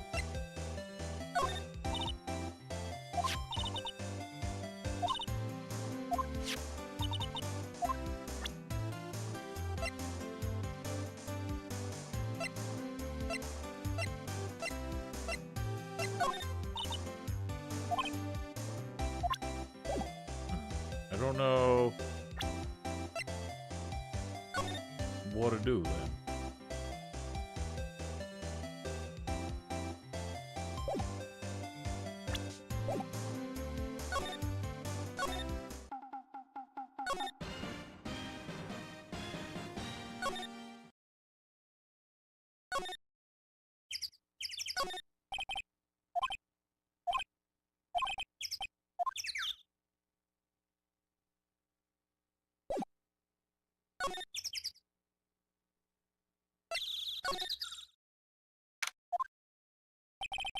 Hey there, pal. What's up? You look out of sorts. Wait, you didn't go and do something that's gonna hurt Miss Edgeworth's case again. What do you mean again? Whatever, have a seat, pal. I'm here for you if you need anything, besides money, that is. What a guy. How is the investigation proceeding? It's not really. We have another meeting coming up. We're supposed to talk about Miss Edgeworth's motive. Motive? Mr. Edgeworth's father died in the DL6 incident. The guy who got the lone suspect declared innocent was the victim in this case, Robert Hammond. They're saying that's why Mr. Edgeworth shot him. Edgeworth never talks about his past, but they'll drag that out and hit him with it in court tomorrow, too. Or Mr. Edgeworth. I gotta admit, it doesn't look good, pal. Say, detective, do you know Gordy? Monster down Gourd Lake? Not personally, no.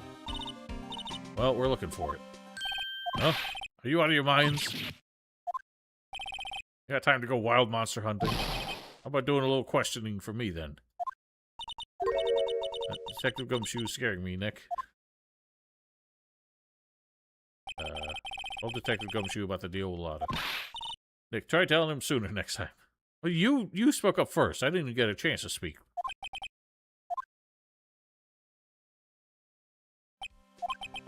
I see, pal. Sorry for shouting at you. Okay, I, Detective Gumshoe, will aid your search for Gordy. Huh? I'll loan you one of our newest secret weapons for finding evidence. Ooh. Really? Take whichever one you like.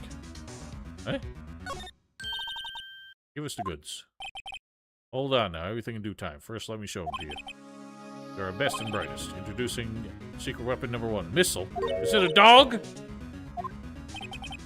K9 police dog. Yes! Still in training. Missile, here, boy. Where? That's a K9 police dog? It's a Shiba. I don't think you can train a Shiba to do anything. They're like the most stubborn dogs there are. Adorable. This will help us. How? Where? That's secret weapon number 2, a fishing pole. My own personal pole. Like a piece of shit. Looking for a monster. Yeah, how are we supposed to catch a whole sea monster with a fishing pole? Never know until you try, pal. Okay, this next one is the last one. Oh, please, I'm already overwhelmed by our choices. Figure number 3, a metal detector. Detective Gumshoe, we're looking for something alive. Right. How are we supposed to find it with a metal detector? You never know. It might have been eating soda cans. Well, which will it be? I can't make up my mind, Nick. They all seem so perfect. None of them seem perfect to me. Can't make up my mind either for the totally opposite reason. Well, I suppose it can't hurt to borrow one of them. Oh, boy. Surely all 3 of these have to work somehow. Oh, I don't think we're catching it with a fishing pole, but we might drag up something suspiciously in the shape of Gordy. When we find a log or some trash. Metal detector, that's not going to work on the lake. So I guess the dog? I don't know what the dog's going to find either. It can't sniff the lake. Gonna borrow a missile. Good thing, pal. Be good to him. So cute. Oh boy. K9 unit missile borrowed from Detective Gumshoe. Very cute with shiny eyes. It's weird that the police will just loan a dog to an attorney. It does not make sense. But we'll give it our best.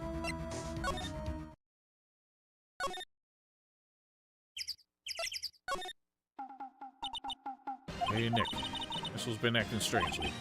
Missile, alright. A little creature of the detectives. Hey, I love little doggies. Whoa! What a mean dog. What's wrong, Missile? Yip, yip, yip, yip, yip, yip. That's a lot of yipping.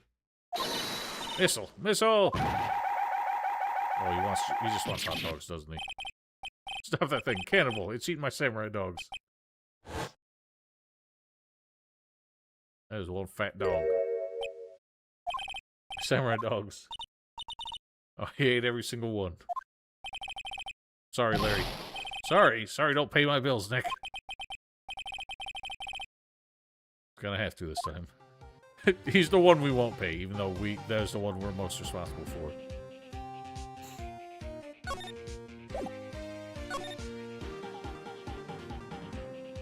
Go to the woods first. Guess not.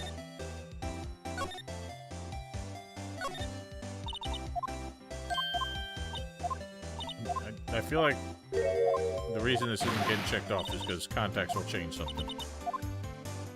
But it doesn't seem to be. Dog.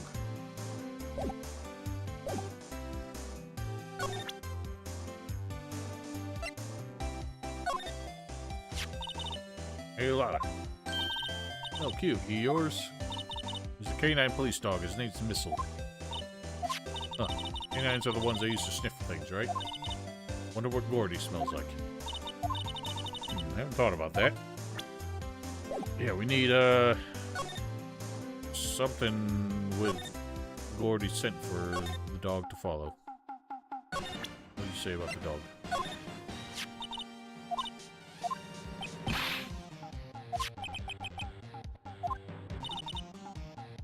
The big boss in charge of hot dog stand. And it stands at the front for mafia money. I think they have better ways to launder their money.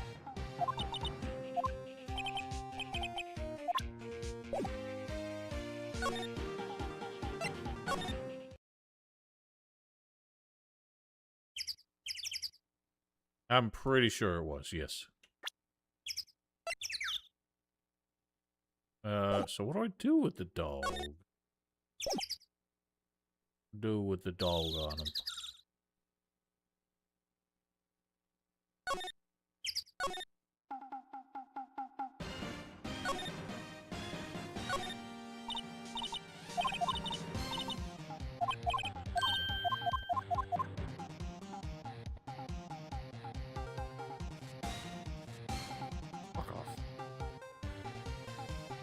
Spam calls.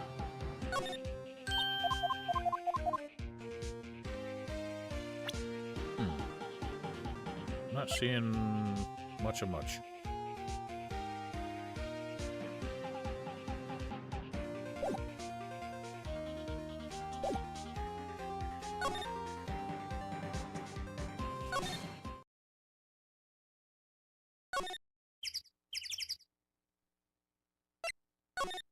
What happens if I go here? Nothing. Huh? Bring the dog here. Behave yourself in the courtroom tomorrow, okay?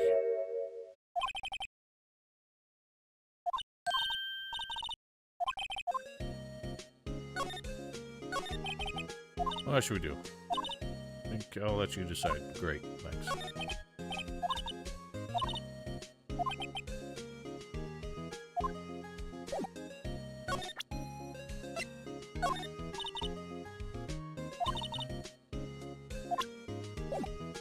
What do we do with the dog?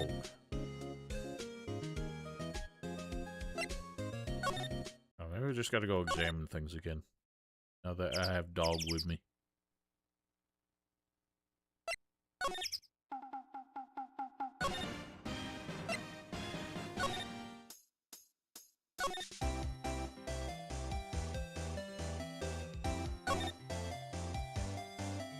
Oh, Lotta's gone. A lot of good she did.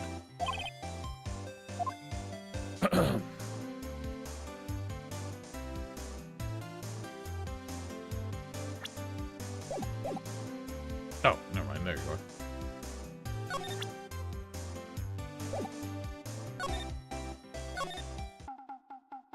Did the dog not do anything? Maybe I have to go back and try something else.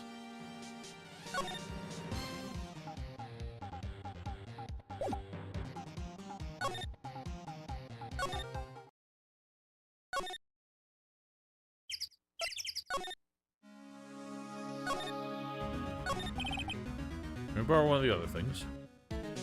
Okay. Take the last one I lent you. Department policy. Alright, so... Can try other things. Can we borrow that flimsy-looking fishing pole? If it breaks, be sure to dispose of it properly, okay? Right. Cool. At least he's not saying, hey, if you break it, you buy it. BRB.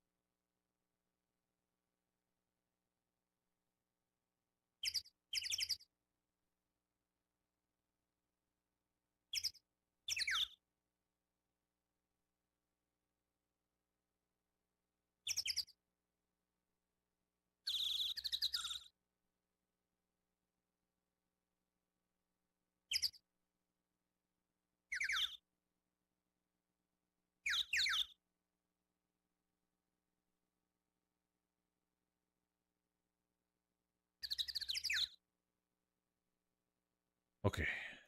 Let's go back then.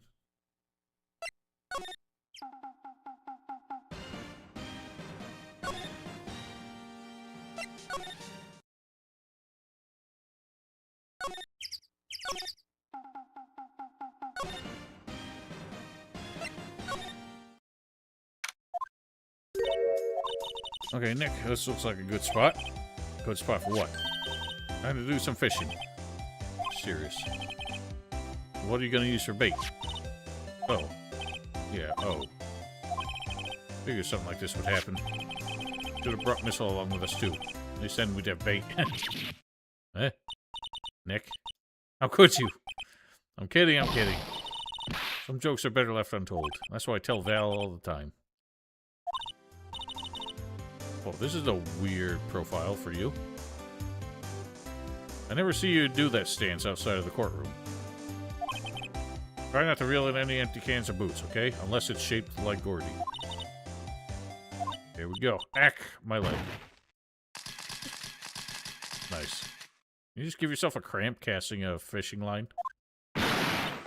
What are you doing? Sorry, Lotta. Tell me y'all are on some film company's payroll. I'm running out of money. Okay, so I assume that means that was still the wrong choice.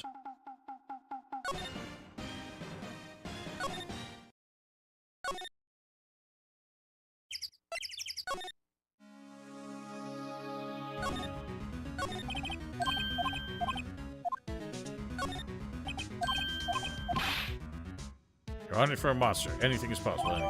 Yes, yes. And it's also ruining my wallet.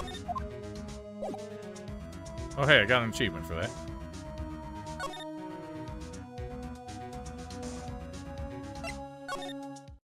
Let's detect metal. We're probably gonna find like a bullet casing or something. Beep! Ow, that hurts.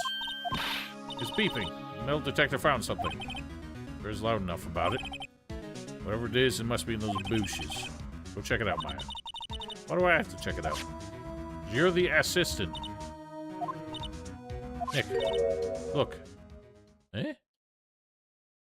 That's interesting. Like a compressed air canister, but covered in flags for some reason. An air tank?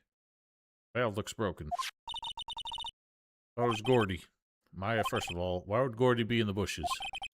Second of all, why would a metal detector react to a sea monster? It's a lake monster, you dickhead. There's something wrapped around this air tank.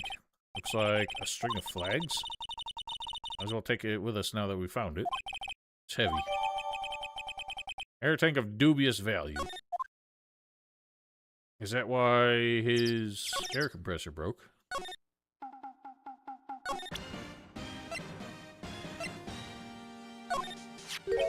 What? An air tank? What about it? Alright, I wanted to ask you about this air tank. Have you seen it before? Me? No, never. Who in the heck would go diving in the middle of winter? Something about the way his eye twitched when I showed him the tank. Better pursue this line of questioning a little further. Is he faking Gordy? Oh, he's doing it to drum up business, isn't he?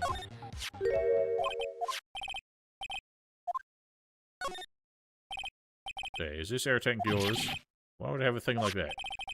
Look, see how there's a string of flags wrapped around the air tank valve? Just like the string of flags around your steel samurai there. Must be a coincidence. Strings of flags everywhere these days. Like elementary schools. And used car dealerships. Why would he need a tank anyway? To inflate something. You used this to inflate that, didn't you? Inflate what? What else? A big puffy steel samurai. Is that Gordy? Is that like the way he's flexing? Was Gordy just like floating, or this guy floating on the lake at one point? Now, why would you go ask me a question like that? Looks like I hit the nail on the head. Right.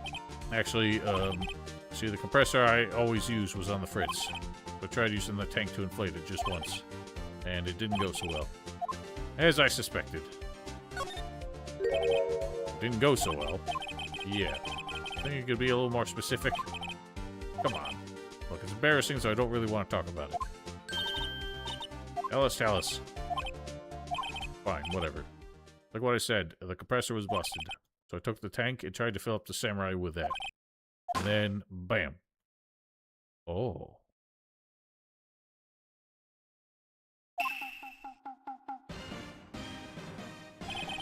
The valve busted open and made this incredible noise. And that tank took off like a rocket.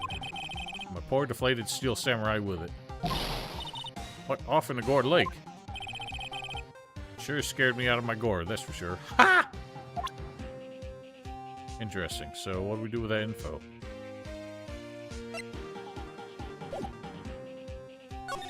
When was that? So the tank of the steel samurai you were trying to fill up flew away. What happened next? All that happened on the 20th or so. Okay, so that was around the Gordy sighting then.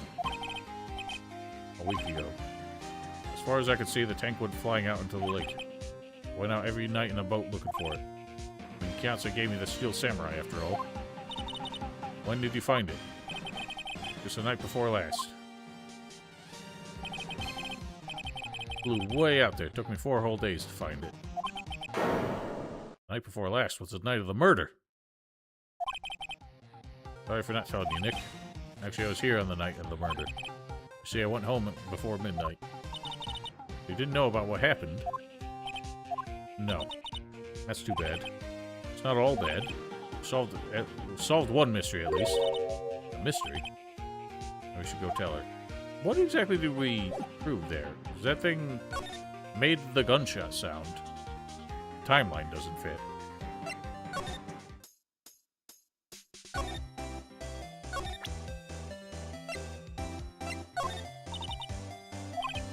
Okay, do we just talk? Now, does something complete here? Okay, that's why it never checked off. Well, Mr. Lawyer, got all the info you need. Got the scoop on Gordy yet? We found him. Huh? Gordy? Oh, we found him already. What? I haven't seen any monsters yet. Yo, for real? Gordy really exists? Wait, I need proof. You got a photo? Of course I have proof. No fair, Nick. It was when I went to the bathroom, wasn't it? That's when you made contact with Gordy. Enough jabbering already. Let's see your proof. Take that! There's air tank. What are y'all doing with an air tank? This is Gordy. Excuse me? What exactly are you saying, Nick? There's a stand near here, a hot dog stand. There's a giant inflatable samurai doll there. About a week ago, an idiot who happens to be a friend of mine tried to fill it. Used this air tank, and when the valve blew, the tank flew into the lake. Apparently made a pretty loud bang when it flew. A bang? The tank, along with the still deflated samurai, fell into the lake. Same time, the couple was taking a photograph of the lake. This photo. So, you're saying that Gordy is really a steel samurai? Well, that's a shame. That's a fine way to ruin a gal's dreams. Sorry, Lotta. Nah, it's okay, you win. Give you your info like I promised. Poor Lotta. So tell us this information you have. Promise is a promise, I guess. I overheard the cops around here saying something about the witness tomorrow. Said he's the caretaker of the boat rental place up the path here. Someone there? I mean, it looks so deserted. Just an old guy living all by himself. I should go check it out. Thanks, Lotta, we will. Let's get cracking, Nick. Hold up. Something else? Yeah, the night of the murder. The camera clicked twice, you know.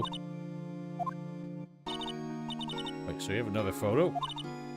Well, yeah, but there's nothing in it at all. It's just a lake. Figured it wouldn't be much use as evidence, so I kept it to myself.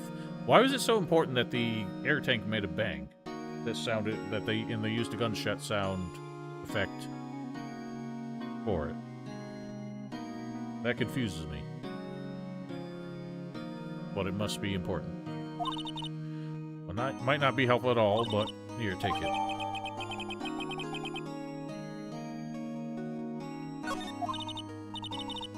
By now, you all take care. Time for me to pack up and leave. What a shame. Poor Lotta. It's all Larry's fault. Legend still lives on, I guess. A legend? A legend of Larry, familiar to all who know him for any length of time. When something smells, it's usually the butts. Someone should whip that butts into shape.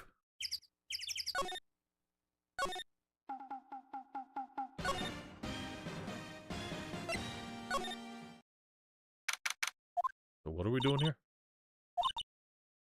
Sure is.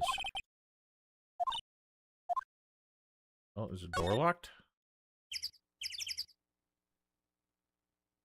Eh? Do what? What? This doesn't help then.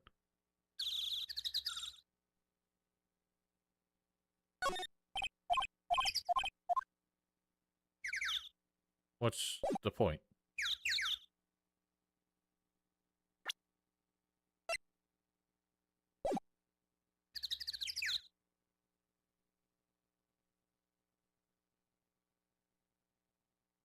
Why did it make me come here? Or tell me to come here? Nothing occurs.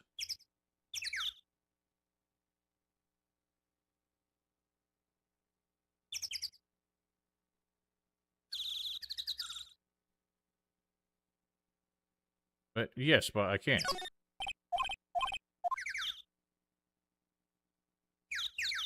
I physically cannot. It's making it seem like I should be able to do something here, though. Oh! I was not expecting it to suddenly become a new place to move to.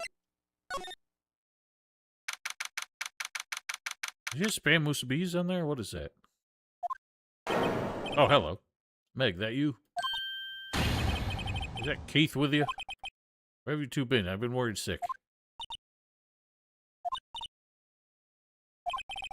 I think I'll leave this one to you, Maya. Meg! Yes? Probably made up your mind, have you? My mind? You run the pasta shop when I'm gone. This guy's drunk as hell. Pasta? Name box said uncle? That's funny. Glad to hear it, glad to hear it. Make your old man proud. When the kids left the house, I didn't know what to think. How am I supposed to keep this place running, an old man like me? Polly, the kids are home. Hello, hello, Squawk.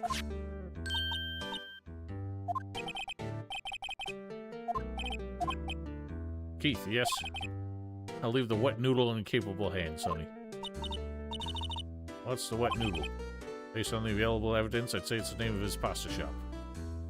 Is he running a pasta shop out of his boat rental shop? It's a relief, isn't it, Polly? Hey, yup. And he's asleep. I guess he's relieved. Ew.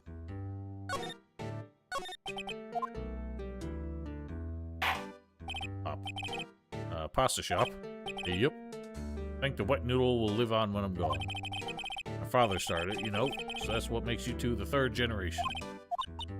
Meg, yes? Tomorrow we'll start with the secrets of dough tossing. That sounds like a horrible innuendo. You too, Keith. You'll be the best pasta wrangler the West has ever seen. Isn't pasta from Italy? Meg? Yes? You know the best pasta's always been made west of the Rockies, don't you? This is supposed to be America? Everyone knows that. I've never heard anyone say that west of the Rockies is the best pasta.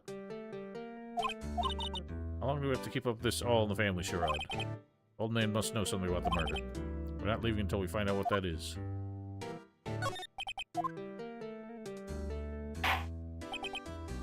This is a boat rental shop, right? What are you talking about? Here's the Palace of Pasta, the wet noodle. Now that you mention it, we haven't gotten many orders for spaghetti lately. All the kids come up and say, yo, dude, we want to ride in one of your boats. So I keep putting them boats out there. Youngsters these days, darned if I understand them. I'm pretty confused myself. Old man is the witness tomorrow, right? We gotta find some way of getting information out of him.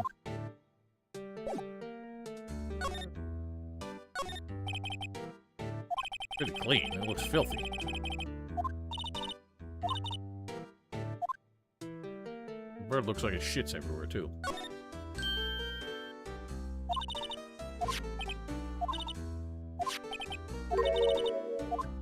Denied by the bird. I call her name first. Name? Polly, how you been? That's cute. Okay. I don't like that that's evidence. That's going to be confusing. Har, har, har. Old Polly can say lots of things. Just need to know the secret words. Secret words? Oh, boy. Polly, Polly, what's your name? Isn't that adorable? Lots of various fish in Gorda Lake, aren't there?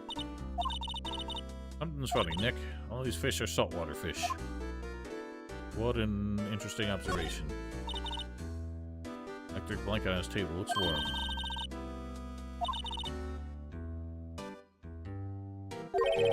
And what? Talk about it. I can't keep saying every line. My throat's dying. Okay. He's got a safe on top of his TV. That's weird.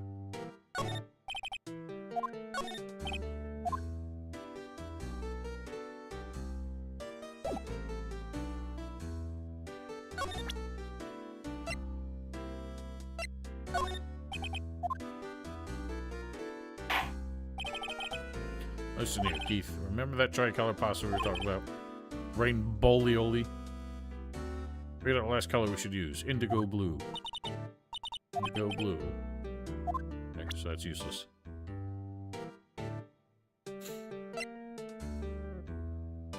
What do we do with you, then?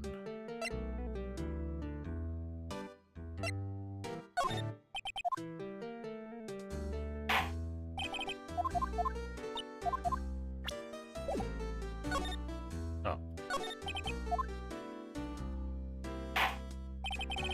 My memory's gotten worse as of late. That's why I just tell everything important to old Polly here. Everything important? Polly, what's the number to the safe? 1228. Wow, you are a little piece of shit. Maya's just trying to rob this old man.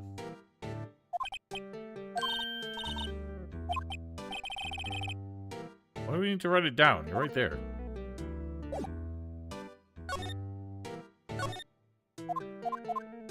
What? You have the number now, don't you?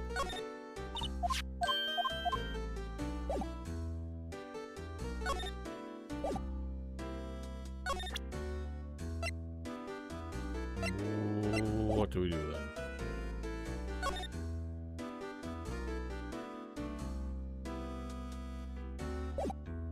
I'm getting kind of tired.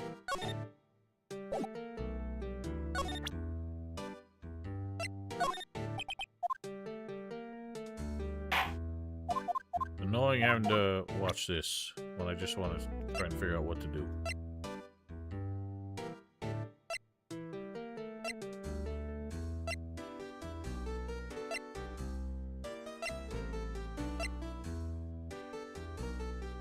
Is there more I'm supposed to be doing here? He's out of topics and doesn't seem to respond to anything I show him. Okay. Confusing because I don't feel like we really did anything.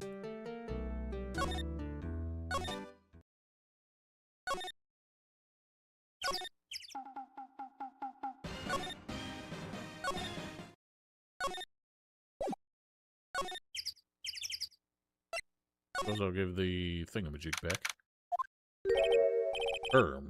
Detective Gumshoe isn't here. Didn't he say he had a meeting to go to? That's right, let's come back later. Alright, so we go to... Do we talks to Edgeworth first? Nope.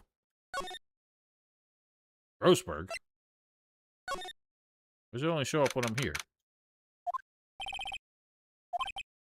I'll come back tomorrow if I need anything. Well, then that's useless.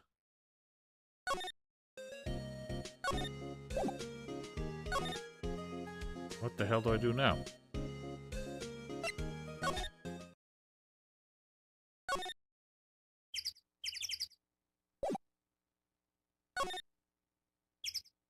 I'm confused.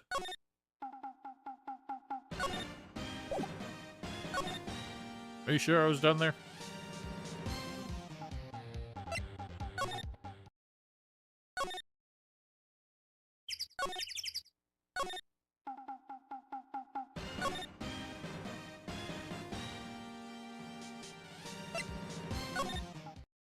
Oh, that is the only time that has ever happened. Or, well, I guess it's happened twice. We showed it to Lotta, didn't we?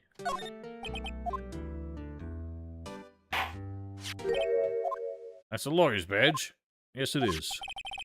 I don't believe it. This old guy's the first person to recognize my badge. I get it. Yup. I got you figured out now. You're not Keith. Hey, now's a chance to clear things up. Sir. No, I'm not Keith. I'm not Meg either. We're here investigating a murder that took place on this lake the other night. Please help us. Lawyer, huh? Please, mister. Alright, I'll help. But on one condition. What's that? When this case is over and done, you'll run the wet noodle. Sure. Okay, we promise. Nick, are you sure about this? Anything to get this case solved. Also, who wouldn't want to eat Phoenix noodles? I guess so. That's my boy. Good for you, Keith. Didn't I just say... You too, Meg. We have tears in your old man's eye, you know. What was that you wanted to know? Speak up, Polly.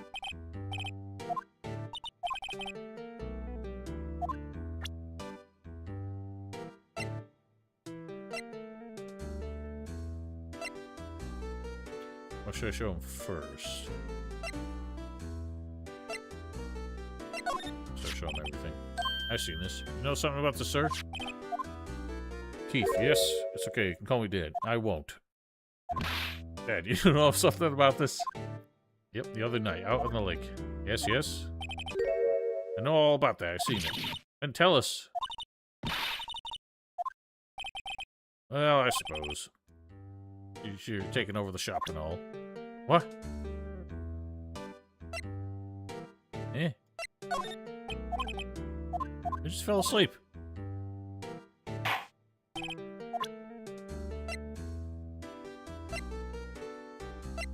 I don't understand.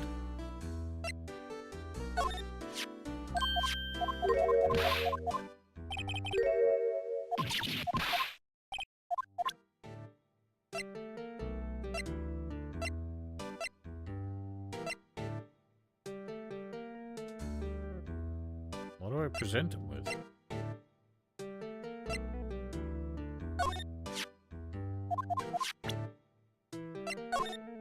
I have to show him everything.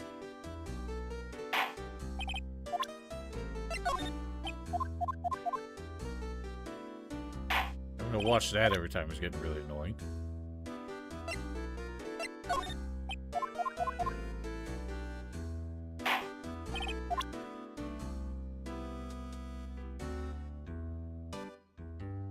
Okay, but not...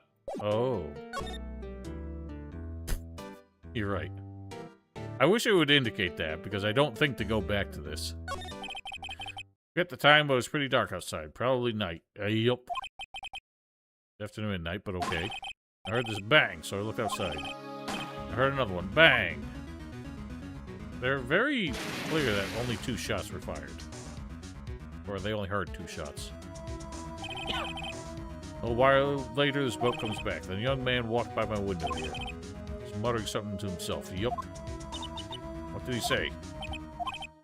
Yup. I forgot. Remember tomorrow by court time, I promise. I need to know earlier than that. You know what? Yeah. Little Terry was here. Terry? Yep, that kid next door. He always used to make him cry, remember? Wearing this tattered old coat. Got himself some whiskers growing out of his face. Must be talking about Detective Gumshoe. Comes up and tells me to come down to court tomorrow. Really? Well, I don't think we're going to get much useful information out of this guy. Maybe we should be leaving. I think you're right. Wait, add one more question. Huh? Polly, have we forgotten something? Squawk. Don't forget deal 6. Uh-oh. Huh? What did she just say, Nick? One more time, Polly. Don't forget deal 6. Deal 6 incident. Hey, mister. I mean, Dad. Getting weird. Who is this old guy? Okay, we just left. Why did that bird Polly know about deal 6? Well, maybe that's what the guy was muttering as he left, and Polly picked it up. Or the old man's in deeper than we expected. We have to figure out who that old man is. He locked the door from the other side. Who could that old man be? We're gonna need to do a little more research on this deal 6. Man, this day's investigation is getting long.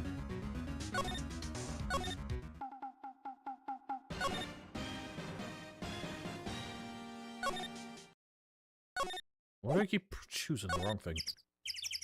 They move all the options around when there's only 2.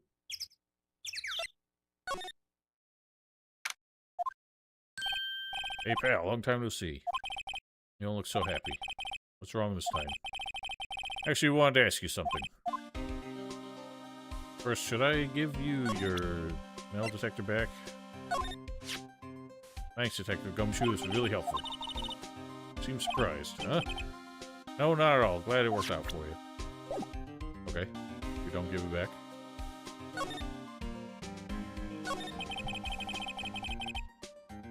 Well, the boat rental shop down at Gourd Lake. Yeah, the old man who runs it is appearing as a witness in court tomorrow, right? Huh? How'd you... No, it's supposed to be top secret. You know who that old man is, Detective? Actually, I don't.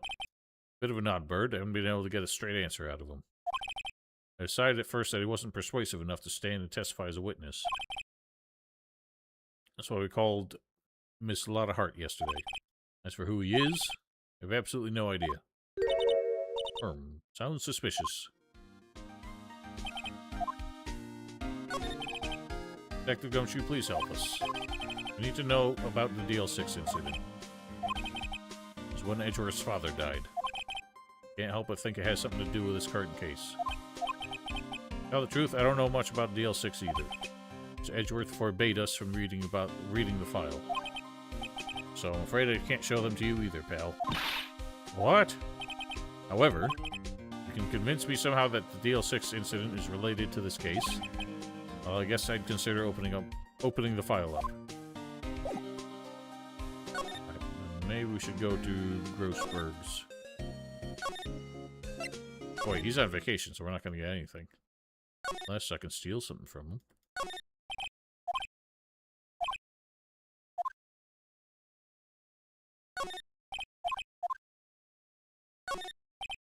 Surely he's not here for no reason.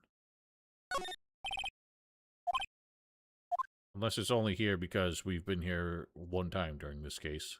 And so it just stays here for the rest of the case.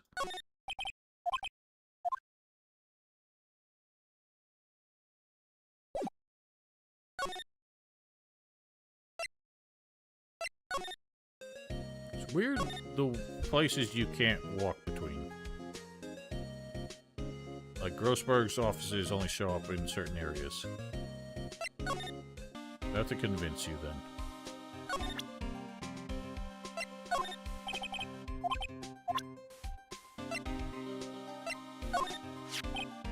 What's that, a parrot? The old man at the boat rental shop's parrot. Parrot knew about that incident. That incident? DL6. What?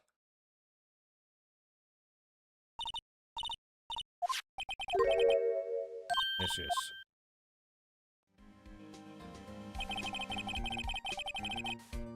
I'm pretty sure that old man must have taught her that word.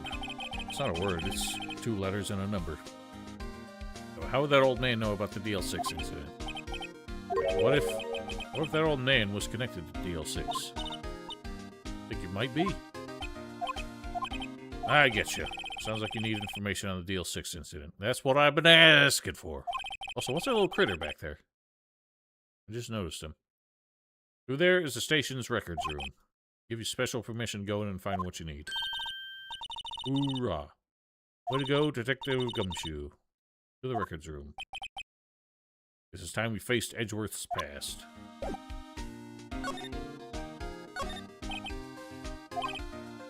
blue badger. Way to go, Chief.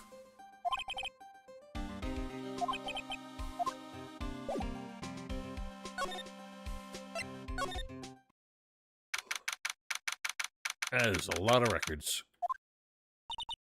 Wow. It's amazingly dusty. 10 years of files and 10 years of dust, I guess. Find that DL6 stuff quick. 15 years ago, both me and Edgeworth were 9 years. Jesus Christ. I'm running out of talk. We're almost through 4th grade when he suddenly transferred. Because of DL6?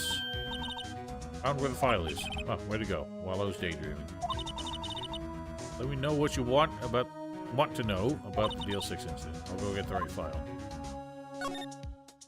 The case summary. To get a handle on the main facts, like a summary.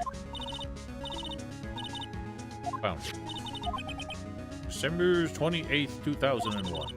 Exactly 15 years ago from the day after tomorrow. Wow. For 2 days, the case is closed. Alright. The statute. The incident took place in the elevator shaft of the district courthouse. What? It's the same district courthouse we're holding the trial now? Looks like it. There's a large earthquake at 2 p.m. on that day. Part of the court building collapsed and all the lights went out. So that's why Edgeworth is so afeared of rumbles.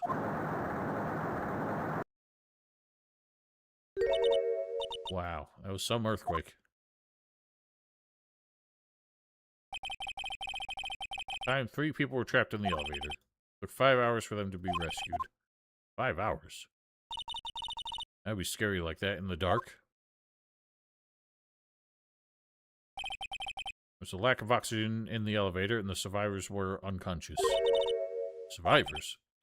One of the three in the elevator had been shot in the heart. Mr. Edgeworth's father, wasn't it? Said that his father was shot before his very eyes, so Miles Edgeworth was one of the other passengers in that elevator. So surely he would know who did it. Data on the victim, Edgeworth's father. Gregory Edgeworth, 35, defense attorney. If he were still alive, he'd be 50. He'd lost that day's case in court and got in the elevator with his son Miles. Miles? Miles Edgeworth, of course. He was in the elevator with his father. Yes, we learned that. We know these things. From the angle of the bullet and the other evidence, it could not have been a suicide. Murder weapon, a pistol, was found in the elevator. The pistol had been fired 2 times. Okay, that seems significant. Where have I heard that before? Huh, sounds just like this current case. What's going on here? Any data on the suspect? The man arrested as a suspect in the Deal 6 incident was Yanni Yogi. He's a clerk in the court, apparently. There must have been the third person in the elevator. Well, then he had to have done it. But he was found innocent, thanks to his defense lawyer, Robert Hammond. Hammond, the victim in our case. Right. Suspect, Mr. Yogi, was oxygen deprived. So much so, he had brain damage. He lost all memory of being in the elevator. After he was declared innocent, he disappeared. Where could Yogi have gone to, I wonder? Maybe closer than we think. He's the old man! Guess I know generally what happened in Deal 6 now. Still don't know what sort of impact the whole thing had on Edgeworth. Nick, are we gonna take the whole file? It's too much. We'll never get it out. You're right. But we just take what we think we'll need. Okay. I was worried it was gonna make me make a choice, but surely would not let me walk into the final or the next day of the trial and not have everything I need. Probably all we'll be able to find here. All that's left is a trial tomorrow. Wonder how Dad will do testifying in court. Oh boy. Good God, I got so tired all of a sudden.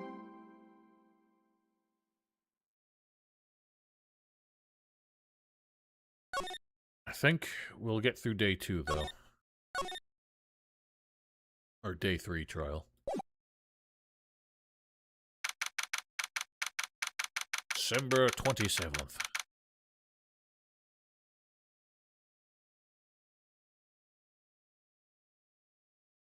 Sorry, 1 second.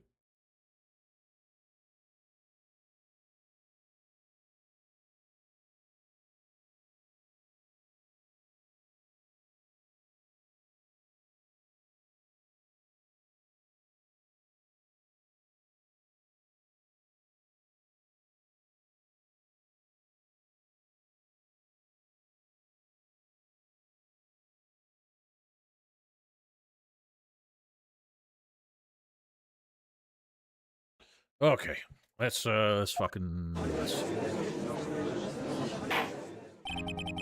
You gotta listen to this man has the Russians again. Fence is ready. Dickhead's ready. Mr. Von Karmer, your opening statement. Very well, no opening statements. Objection! Not so fast, Judge. I was taking a meaningful pause before speaking.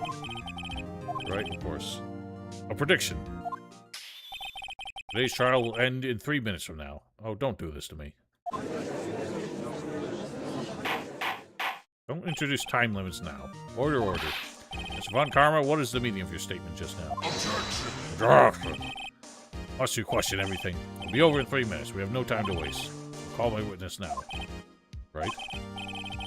Call my witness. My decisive witness to the stand. a mysterious boat shop owner. I don't think we're getting it done in 3 minutes if this man keeps falling asleep. Witness, state your profession.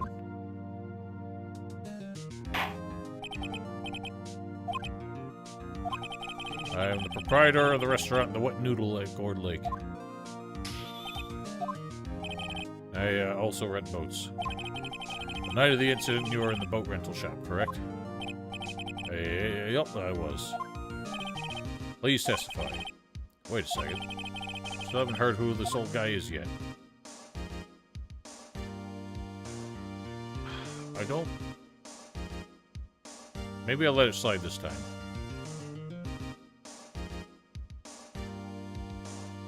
Maybe I shouldn't. Should at least get a name. Objection! Wait a minute. Witness hasn't stated his name yet. Because I did not ask him, Mr. Wright. Bah! I predict this trial will end in 3 minutes. Stop asking trivial questions and cooperate. Yeah, right. Witness will state his name.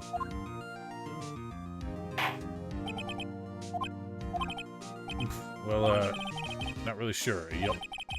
What do you mean? I am Amory. Your Honor, the witness does not remember anything beyond the last several years. Ergo, he cannot recall his own name. Then he's a pretty shitty witness.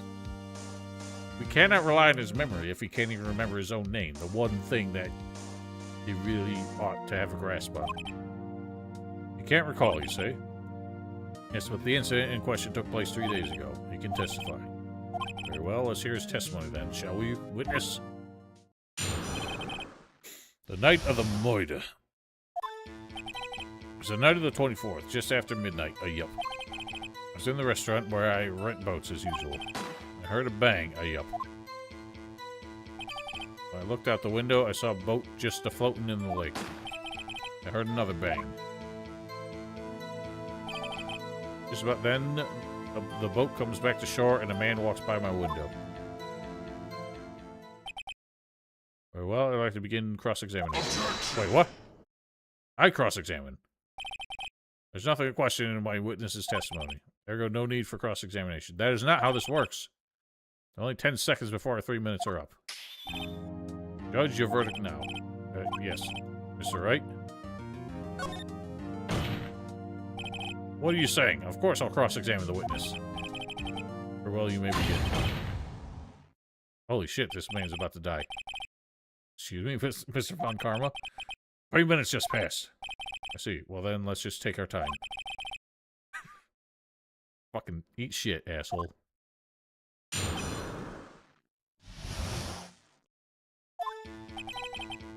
The 24th, yeah.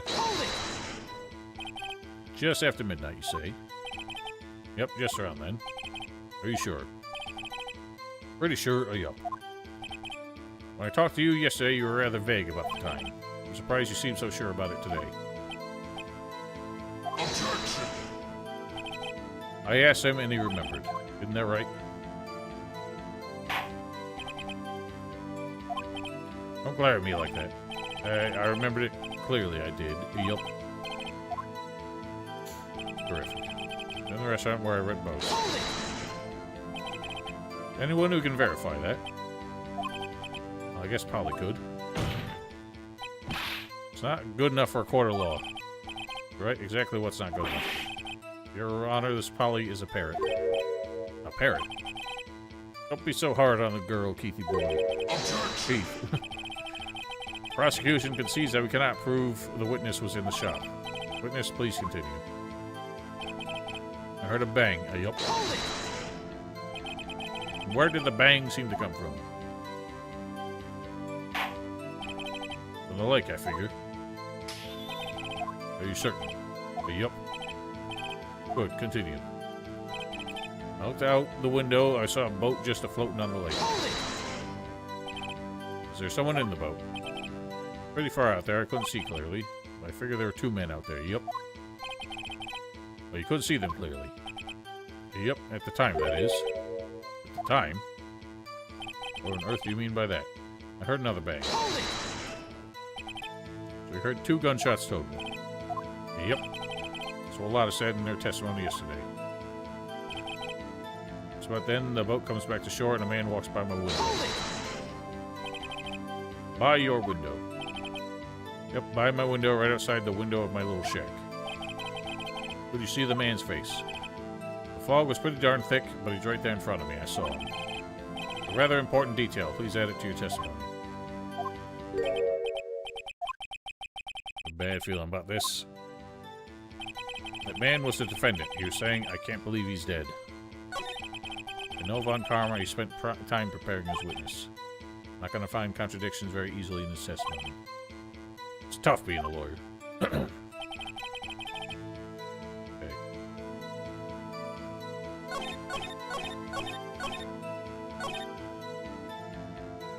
Hold it! Are you sure? Uh-oh. Dead. Dead, sir, Keith. He said, I can't believe he's dead, as he was walking by, too. Witness, are you sure the person that you saw was Miles Edgeworth? It was him, that Edgeworth boy. Oh, he's dead.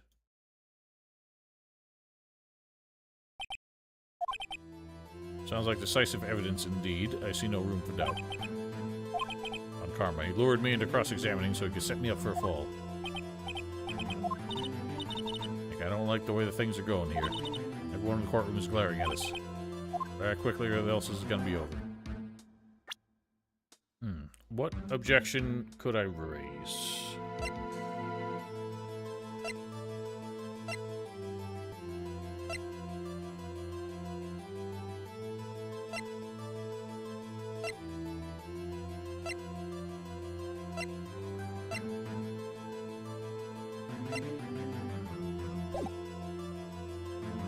What could I do? Again, it never seems like the wrong move. Taking action as opposed to waiting. Objection! Your Honor, we proved in yesterday's trial that it could not have been Edgeworth who fired that gun. Mr. Wright, are you referring to the fingerprints from Edgeworth's right hand found on the gun and the photograph showing the man firing with his left hand? Exactly. That is easily explainable. But it wiped his prints after he fired. You're ignoring the truth of the matter here. Everything in this witness's testimony is true. Judge is lost in thought. What should I do? I don't know what object to make. Objection!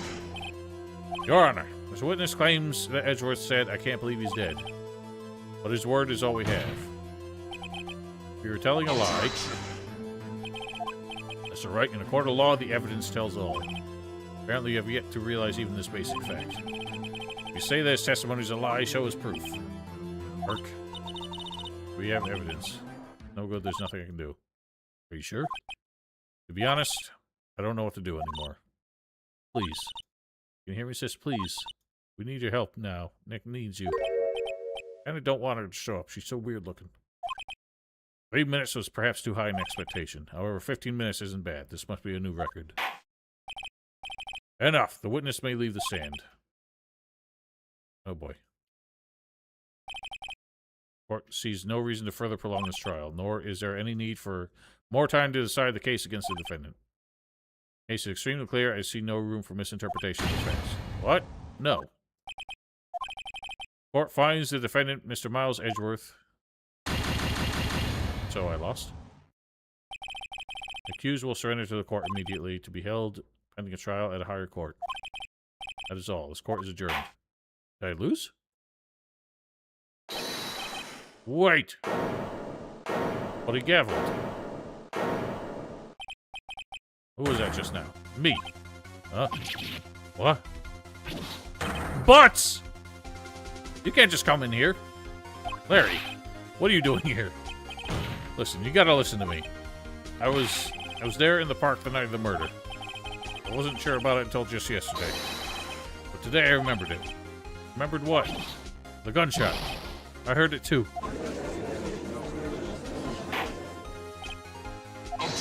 Objection! What is the meaning of this? The verdict has been decided. I call for adjournment. One moment, Mr. Von Karma. My throat. So you say you heard a gunshot? Yeah, I did. A gunshot that night. I was sitting here in the audience listening to the testimony. Then I realized something he said was different from what I remember. Anyhow, I can't just sit here and listen and let you call Edgy a murderer. It's just not right. Testify. Let me testify. Order. Well, this is the first time something like this has happened in my court. Not quite sure how to proceed. Judge, you've already given your decision. Trial is over. Nick, this is it. Larry's given us one final chance at this. She's right. If only it wasn't Larry. He could make things even worse. Mr. Edgeworth was just declared guilty, Nick. Doesn't get any worse. You're right. Okay. Your Honor, if there's another witness, it is our duty to hear him speak. Right here, right now.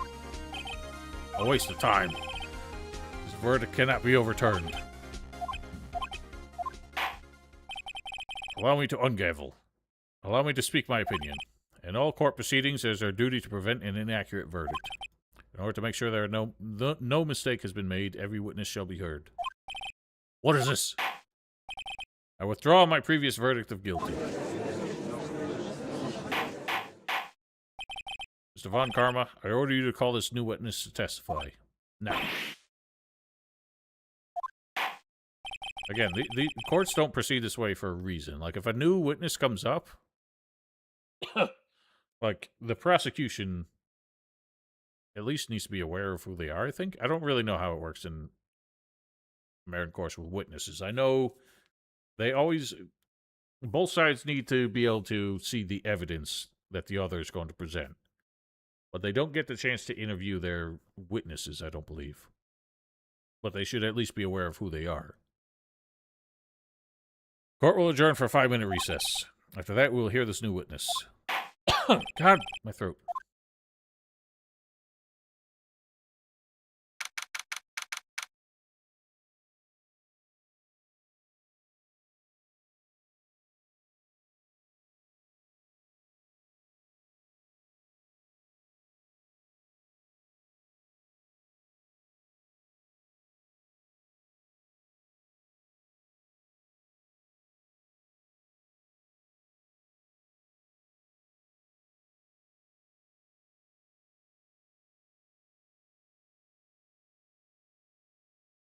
Apologies.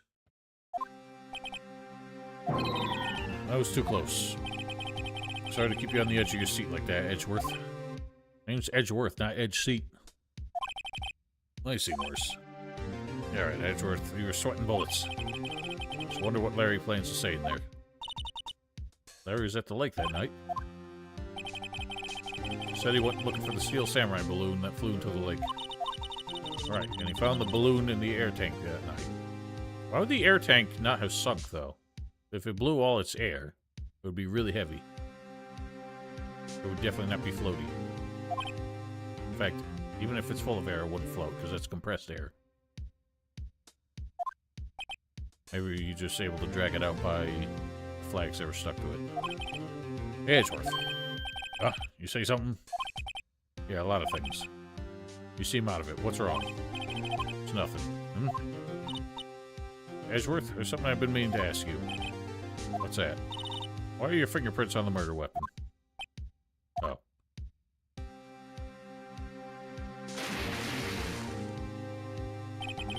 When I fell into the lake, I went into a daze. Couldn't understand what had happened. I couldn't think straight. I saw the pistol lying on the floor of the boat in front of me. Picked it up without thinking. I didn't have a reason, really. I mean, it makes some kind of sense. If you're in shock, you don't do sensible things. This might be our chance. Our chance? Von Karma's only ever run perfect trials. Perfect trials? Perfectly prepared witnesses, perfectly complete evidence. That's his secret to his success. The first time he's ever had to deal with something unexpected. He has to let someone he hasn't even talked to testify before the court. That someone is Larry. What are you getting at? Likely his testimony will be full of holes, right? That's right, Nick. No 10-minute trial this time. We'll milk this one for all it's worth. It's 15 minutes. 15. Everything's on Larry now.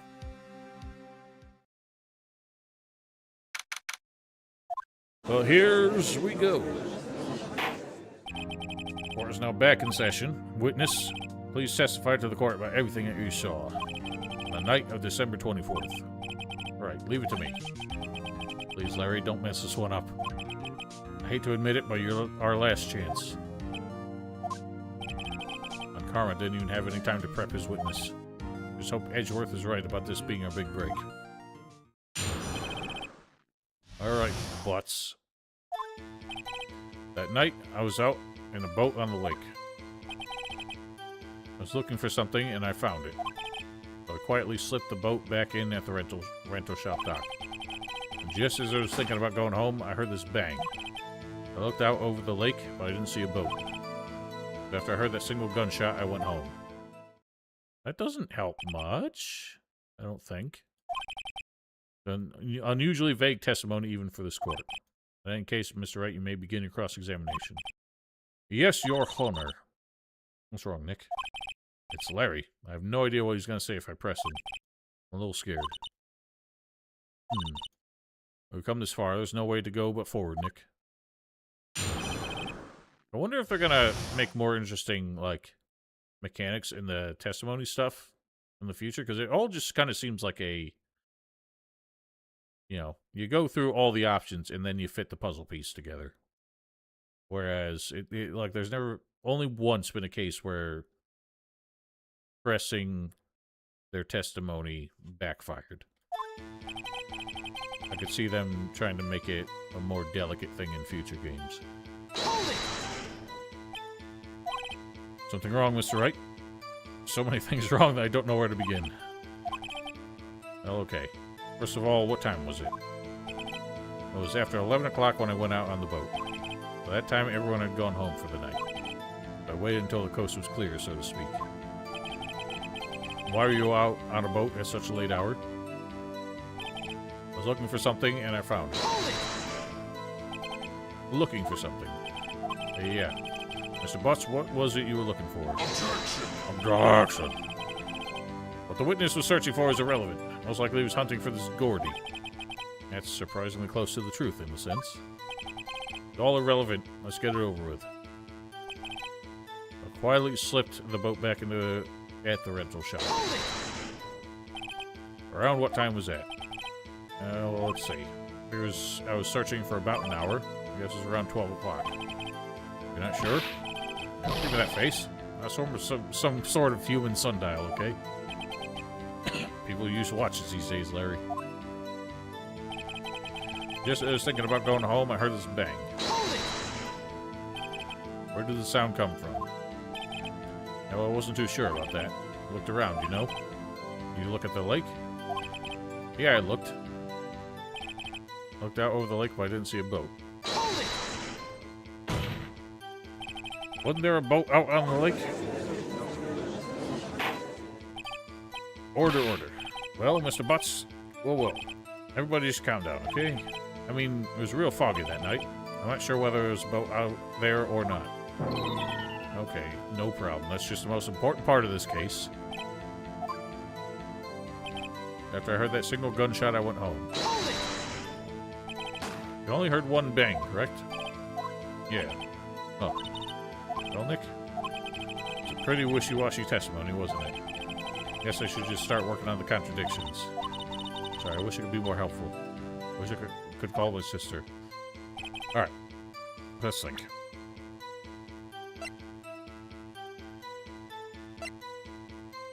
So we know the gunshot happened at 12:15, but that seems to be the second one?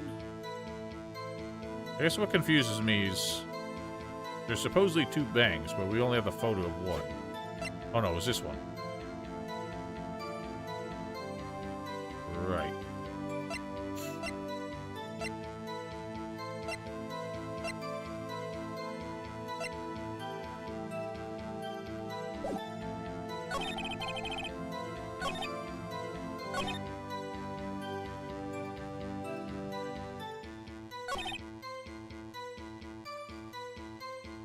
That actually does kind of make sense. Because the first bang at 11:50, no boat was caught in the lake. So the first bang was not on the boat.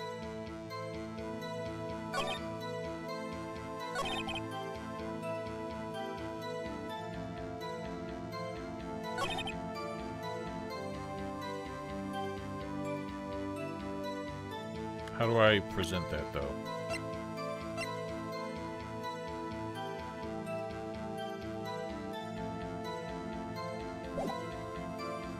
Hold it! Just gonna press again.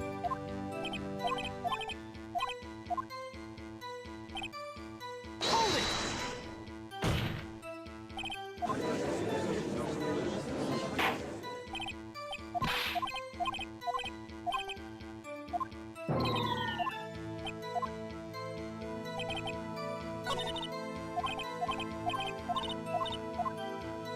Just gonna save real quick.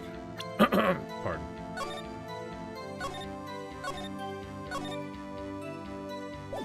Just not quite sure where to press on what.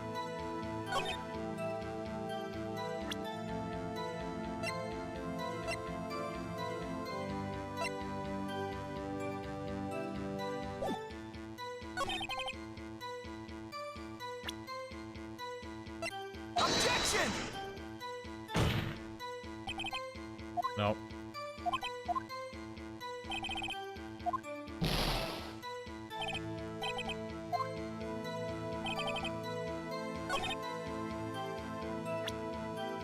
Objection!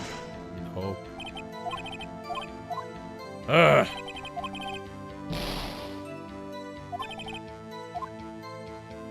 So what do I have to tease out of him first?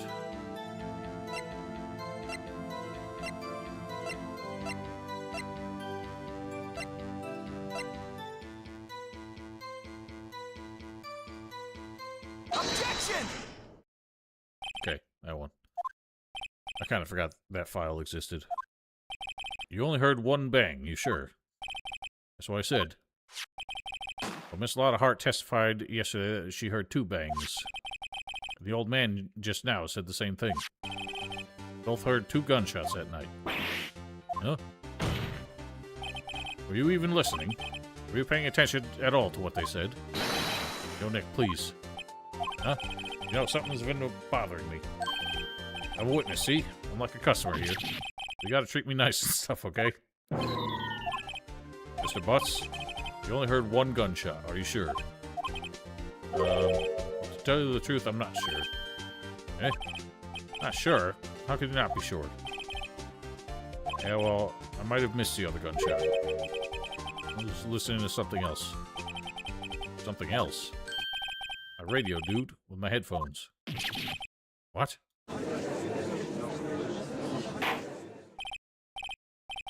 Now stop that movie. Mr. Butts, you were listening to a radio with the headphones. Yeah, so what? Not a crime? I listen to my radio. Everybody listens to the radio. What's the big deal? Mr. Von Karma, your opinion? Waste of time. I do not accept this witness nor his shoddy testimony. Well, Mr. Wright, should we continue the testimony? Your Honor, please allow this witness to continue his testimony. Blah! Nothing's more pitiful than a lawyer who doesn't know when he's lost.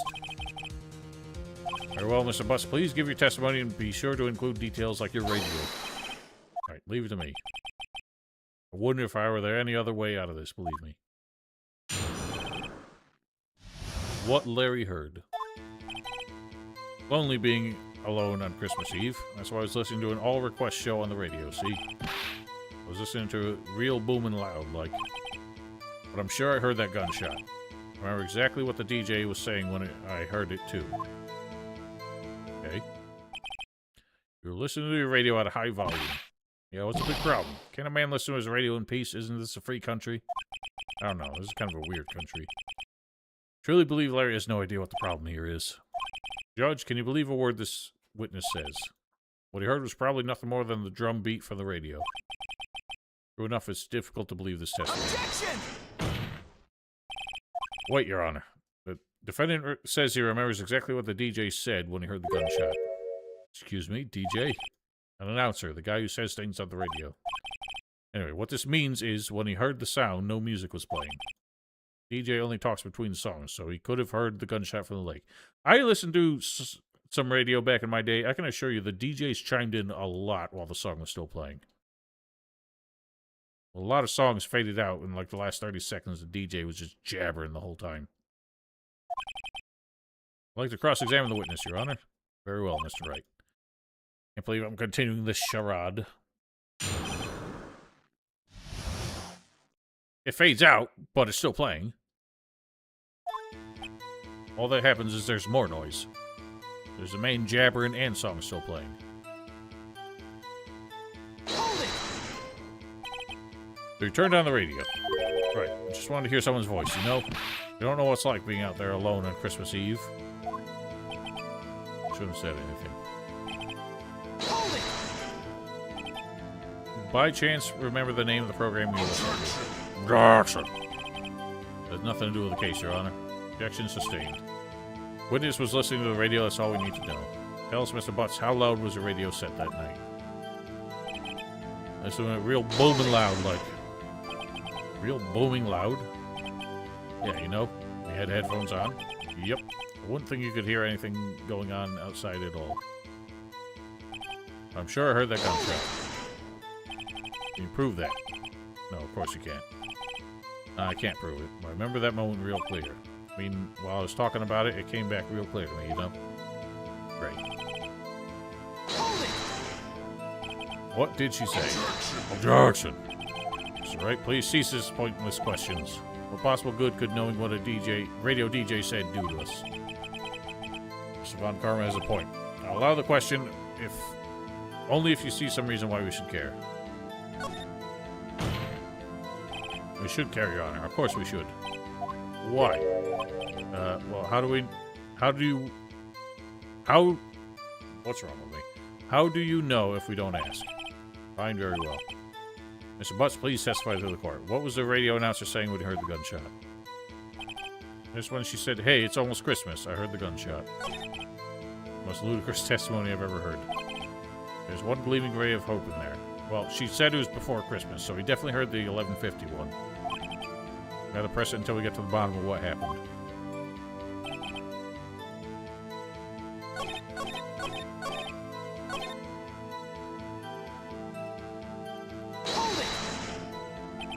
Are you sure? Of course I am. She got this real sexy voice. Maybe Von Karma's right. I'm not sure how that helped us at all. Alright, well, I know how it helped.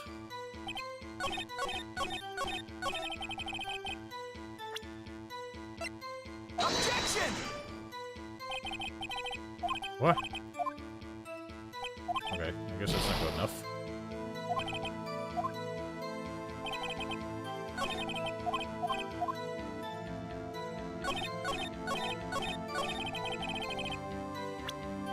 Well, then let's present this one, because that's 12:15. Objection!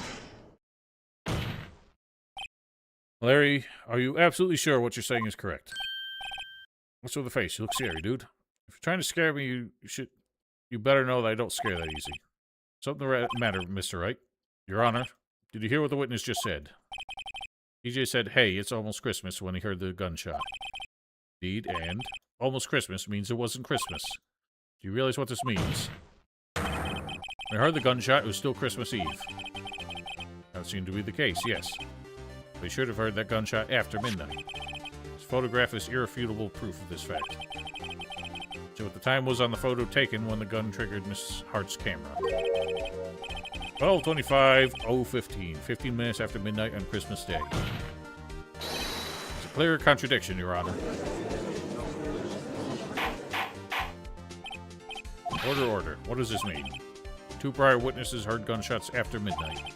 However, this witness says he heard a gunshot before midnight. Judge, the answer is simple. The current witness is plainly mistaken. Just look at him. Suspicious. What? Well, Mr. Wright, what do you think about Mr. Butts' claim he heard the gunshot before midnight? He's right, but he heard a different gunshot. Larry's not mistaken, Your Honor. Heard that gunshot before midnight. Intriguing. I'm assuming you have evidence for this wild claim. Okay, so now is when I showed the 11:50 photograph. Look at this photograph. This was taken by a witness yesterday, Miss Lotta Hart, with her automatic camera. Timestamp of the photo reads December 24th, 11:50 p.m. But there's nothing on the lake in this picture. Your Honor, real issue here is not why there's nothing shown in this photograph. It's why this photograph exists at all. What do you mean? Your Honor, this photograph was taken by an automatic camera. The camera was set to go off in response to loud noises. Aha. Correct. There's a loud noise on the lake at 11:50 p.m. That's why this photograph was taken. In other words, when Larry heard that gunshot, it was most definitely still Christmas Eve. Indeed, that would seem that is the case. But where does that leave us? Miss Hart testified that she heard the gunshots after midnight. Are you claiming she was mistaken? Not at all, Your Honor. It's the fact that the camera also triggered at 15 minutes after midnight. Your Honor, that night there were 2 sets of gunshots with a 25-minute pause in between them. Why would this be? Objection! I can't help myself. Don't be fooled, Judge. That camera was set to respond to loud noises. Yes? There's no proof that the loud noise at 11:50 was a gunshot. Why the witness could have sneezed, triggering the camera. Hey, my nose was clear that night, man. Clear. Well, Mr. Wright, there's no turning back now. Can you prove that the loud noise at 11:50 was indeed a gunshot? Please show the court evidence if you have any. Well, we know she adjusted the sensitivity of it. It did not respond to sneezes before.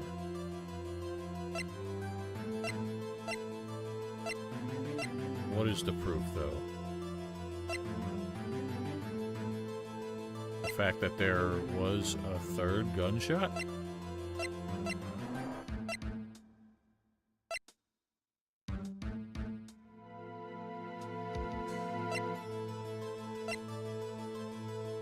I mean, that seems like the most compelling one right now.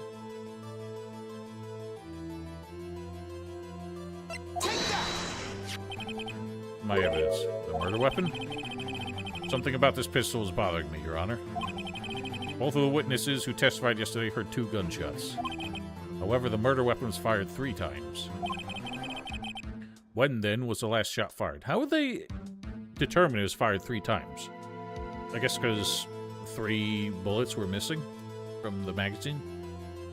When, then, was the last shot fired? Only now have I realized the truth. That third shot was the shot Larry heard just before midnight, which would make it the first shot.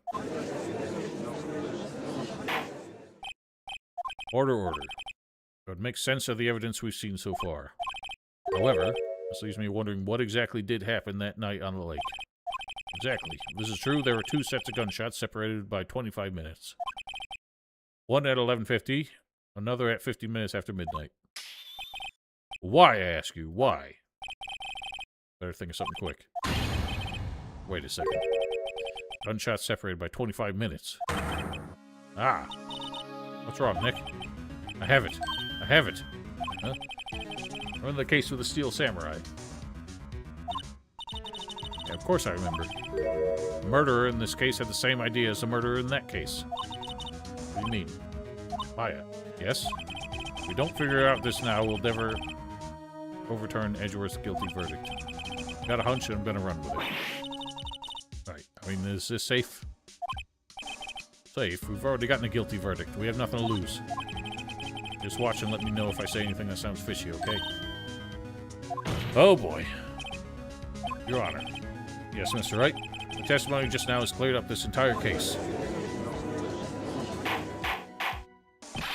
What do you mean, Mr. Wright? Tisk, tisk. We finally realized the truth. There could be no other murderer here than Miles Edgeworth himself. Wrong, Von Karma. A man was shot that night, but it was not Edgeworth who did the shooting. Listen, rookie. Take a deep breath and consider the facts. At the time of the murder, 1 boat was on that lake. This was shown by the witness's photograph. The defendant, Edgeworth, and the victim, Robert Hammond, were on the boat.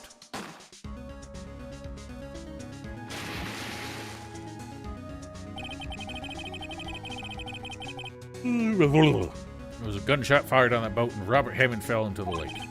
The distance of the shooting was 1 meter. It couldn't have been suicide. He said greater than 1 meter, not necessarily 1 specific meter. Guilty party has to be the other man on that boat.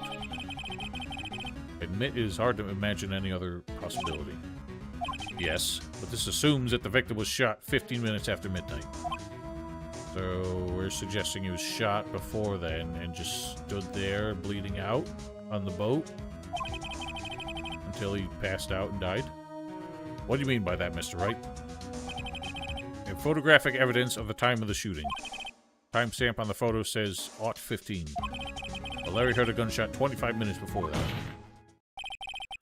Robert Hammond was killed then, 25 minutes before the shot on the lake. Otis, please, go away. Go away. It's the only way Edgeworth could be innocent. Mr. Wright, are you quite mad? Explain who the two men on the boat are.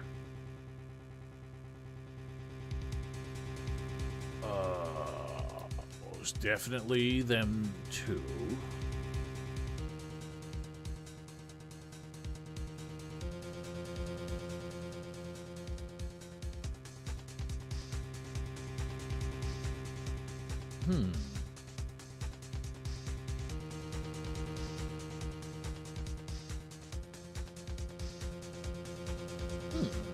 This is interesting.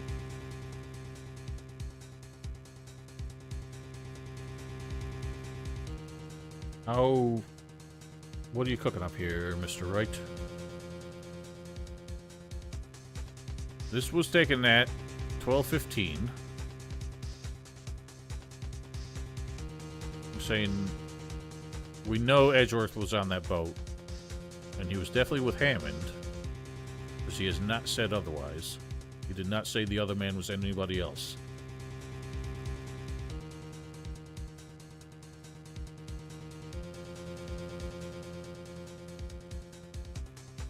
What am I saying?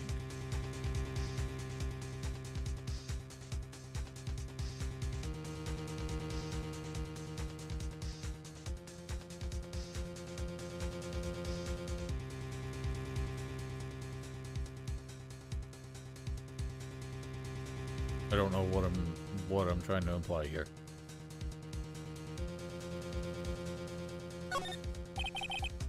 Miles Edgeworth and Robert Jackson. Yes, I believe you are mad. That is exactly what I've been telling the court this whole time. You're agreeing with me, and yet what did you just say? That Robert Hammond had been killed 25 minutes before the shot in the boat? Yes, that's what I said. I was just testing you, Von Karma. Mr. Wright? Your client has already been declared guilty once. Oh. Okay, so I fucked up. I'll ask you again.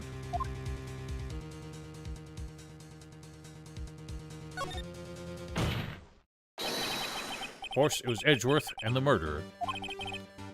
After the murderer killed Robert Hammond at 11:50, he assumed the guise of Mr. Hammond and met Edgeworth. This is a fucking leap. I thought maybe that's what he was trying to cook up, but it just seemed too farcical even for this game.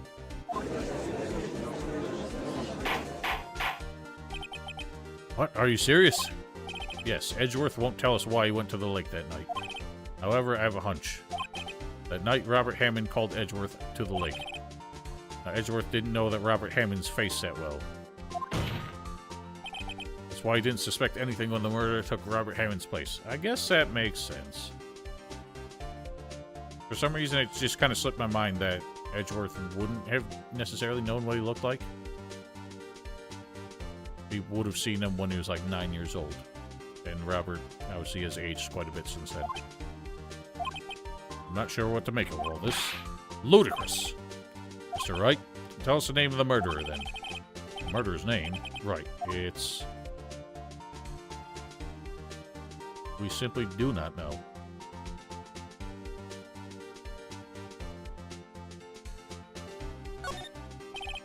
Actually, I don't know the murderer's name. You don't know? Blah! Again, you waste my time. I don't know because he never told us. The murderer is the caretaker of the boat shop, that old man. Is that really where we're going? At 11:50, he was the one who killed Robert Hammond. Caretaker of the boat shop? Where did he do this? There weren't any boats on the lake then. Why would he have to go all the way out on the lake just to shoot someone? They suggest that the real scene of the crime was not on a boat. What? Well, then where did the murder take place?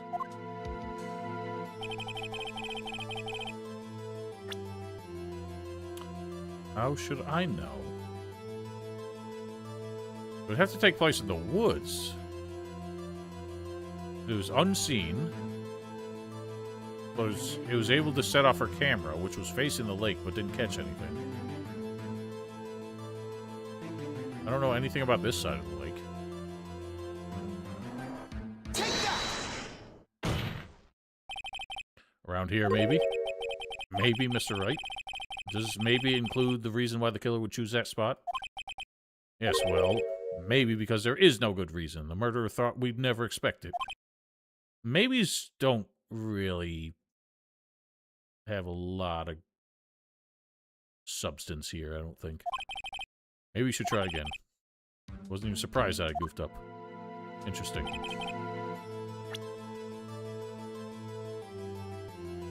In the hut?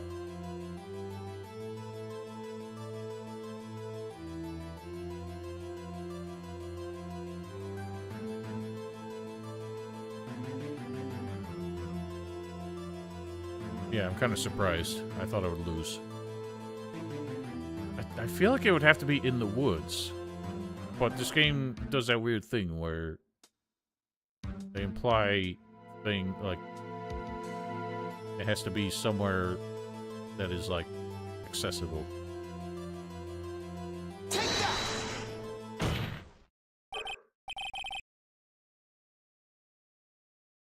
Here, of course, the boat shop where he lives. That way he could meet with the victim without anyone seeing. Objection. Objection. Give proof that the boat shop was the scene of the crime. Call Larry's testimony, if you will.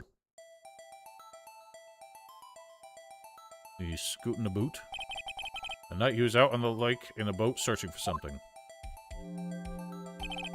Finds it and returns on the boat. Then just as he's starting to head for home, he hears a gunshot.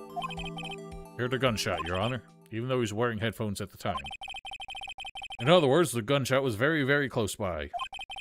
Where would that be if he had just returned a boat? The boat shop.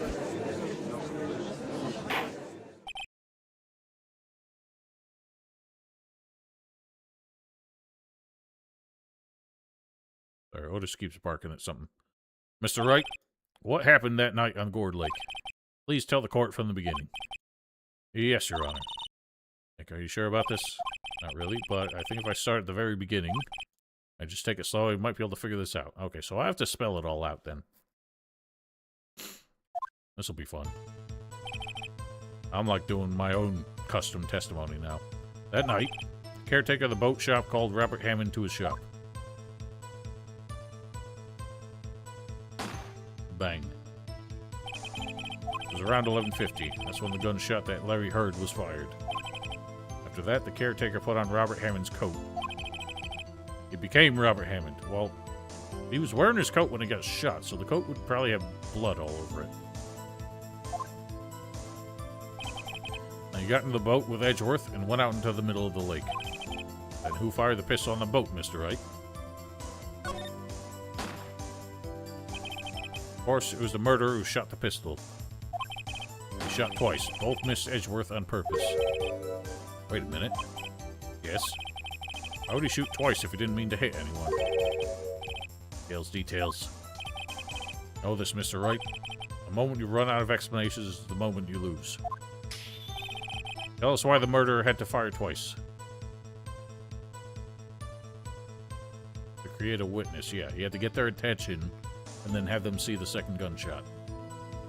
I believe he shot twice to create a witness, Your Honor. Create a witness? The murderer lifts his pistol and fires one shot, and ensures that anybody who heard the shot would look at the lake. Indeed, Miss Hart did exactly that after hearing the first shot. Next, the murderer waits a bit and he fires again. Then, the murderer jumps from the boat himself, leaving the pistol in the boat behind him.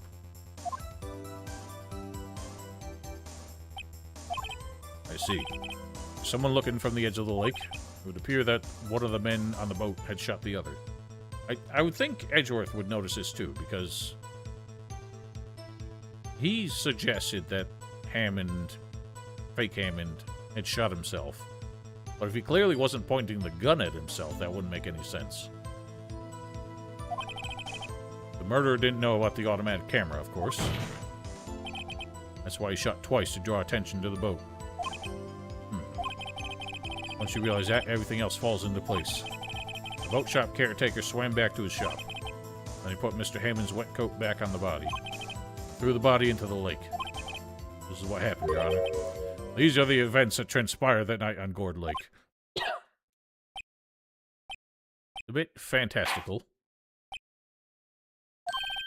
Bailiff, bring out the witness from before. Boat shop caretaker, quickly.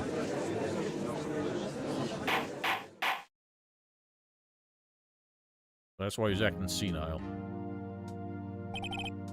Very well. While we are waiting for the caretaker, I'd like to ask the defendant, Miles Edgeworth, a few questions. Mr. Edgeworth, please take the stand. Mr. Edgeworth, you heard what the defense has said. Yes. Well, why did you go out on the lake that night? What Wright has said was mostly correct. Astonishingly so, actually. Several days ago, I received a letter. The letter was signed Robert Hammond. He asked me to come to the boat shop on the lake at midnight on Christmas Eve. He said he had something very important to discuss with me. Something important? I'm sorry, I can't say what it was. Your Honor, sir. Bailiff, we are conducting a trial here. I ask that you remain quiet. Witness has disappeared. He isn't at the boat shop either. What? What should I do? Find him quickly. We cannot allow him to get away.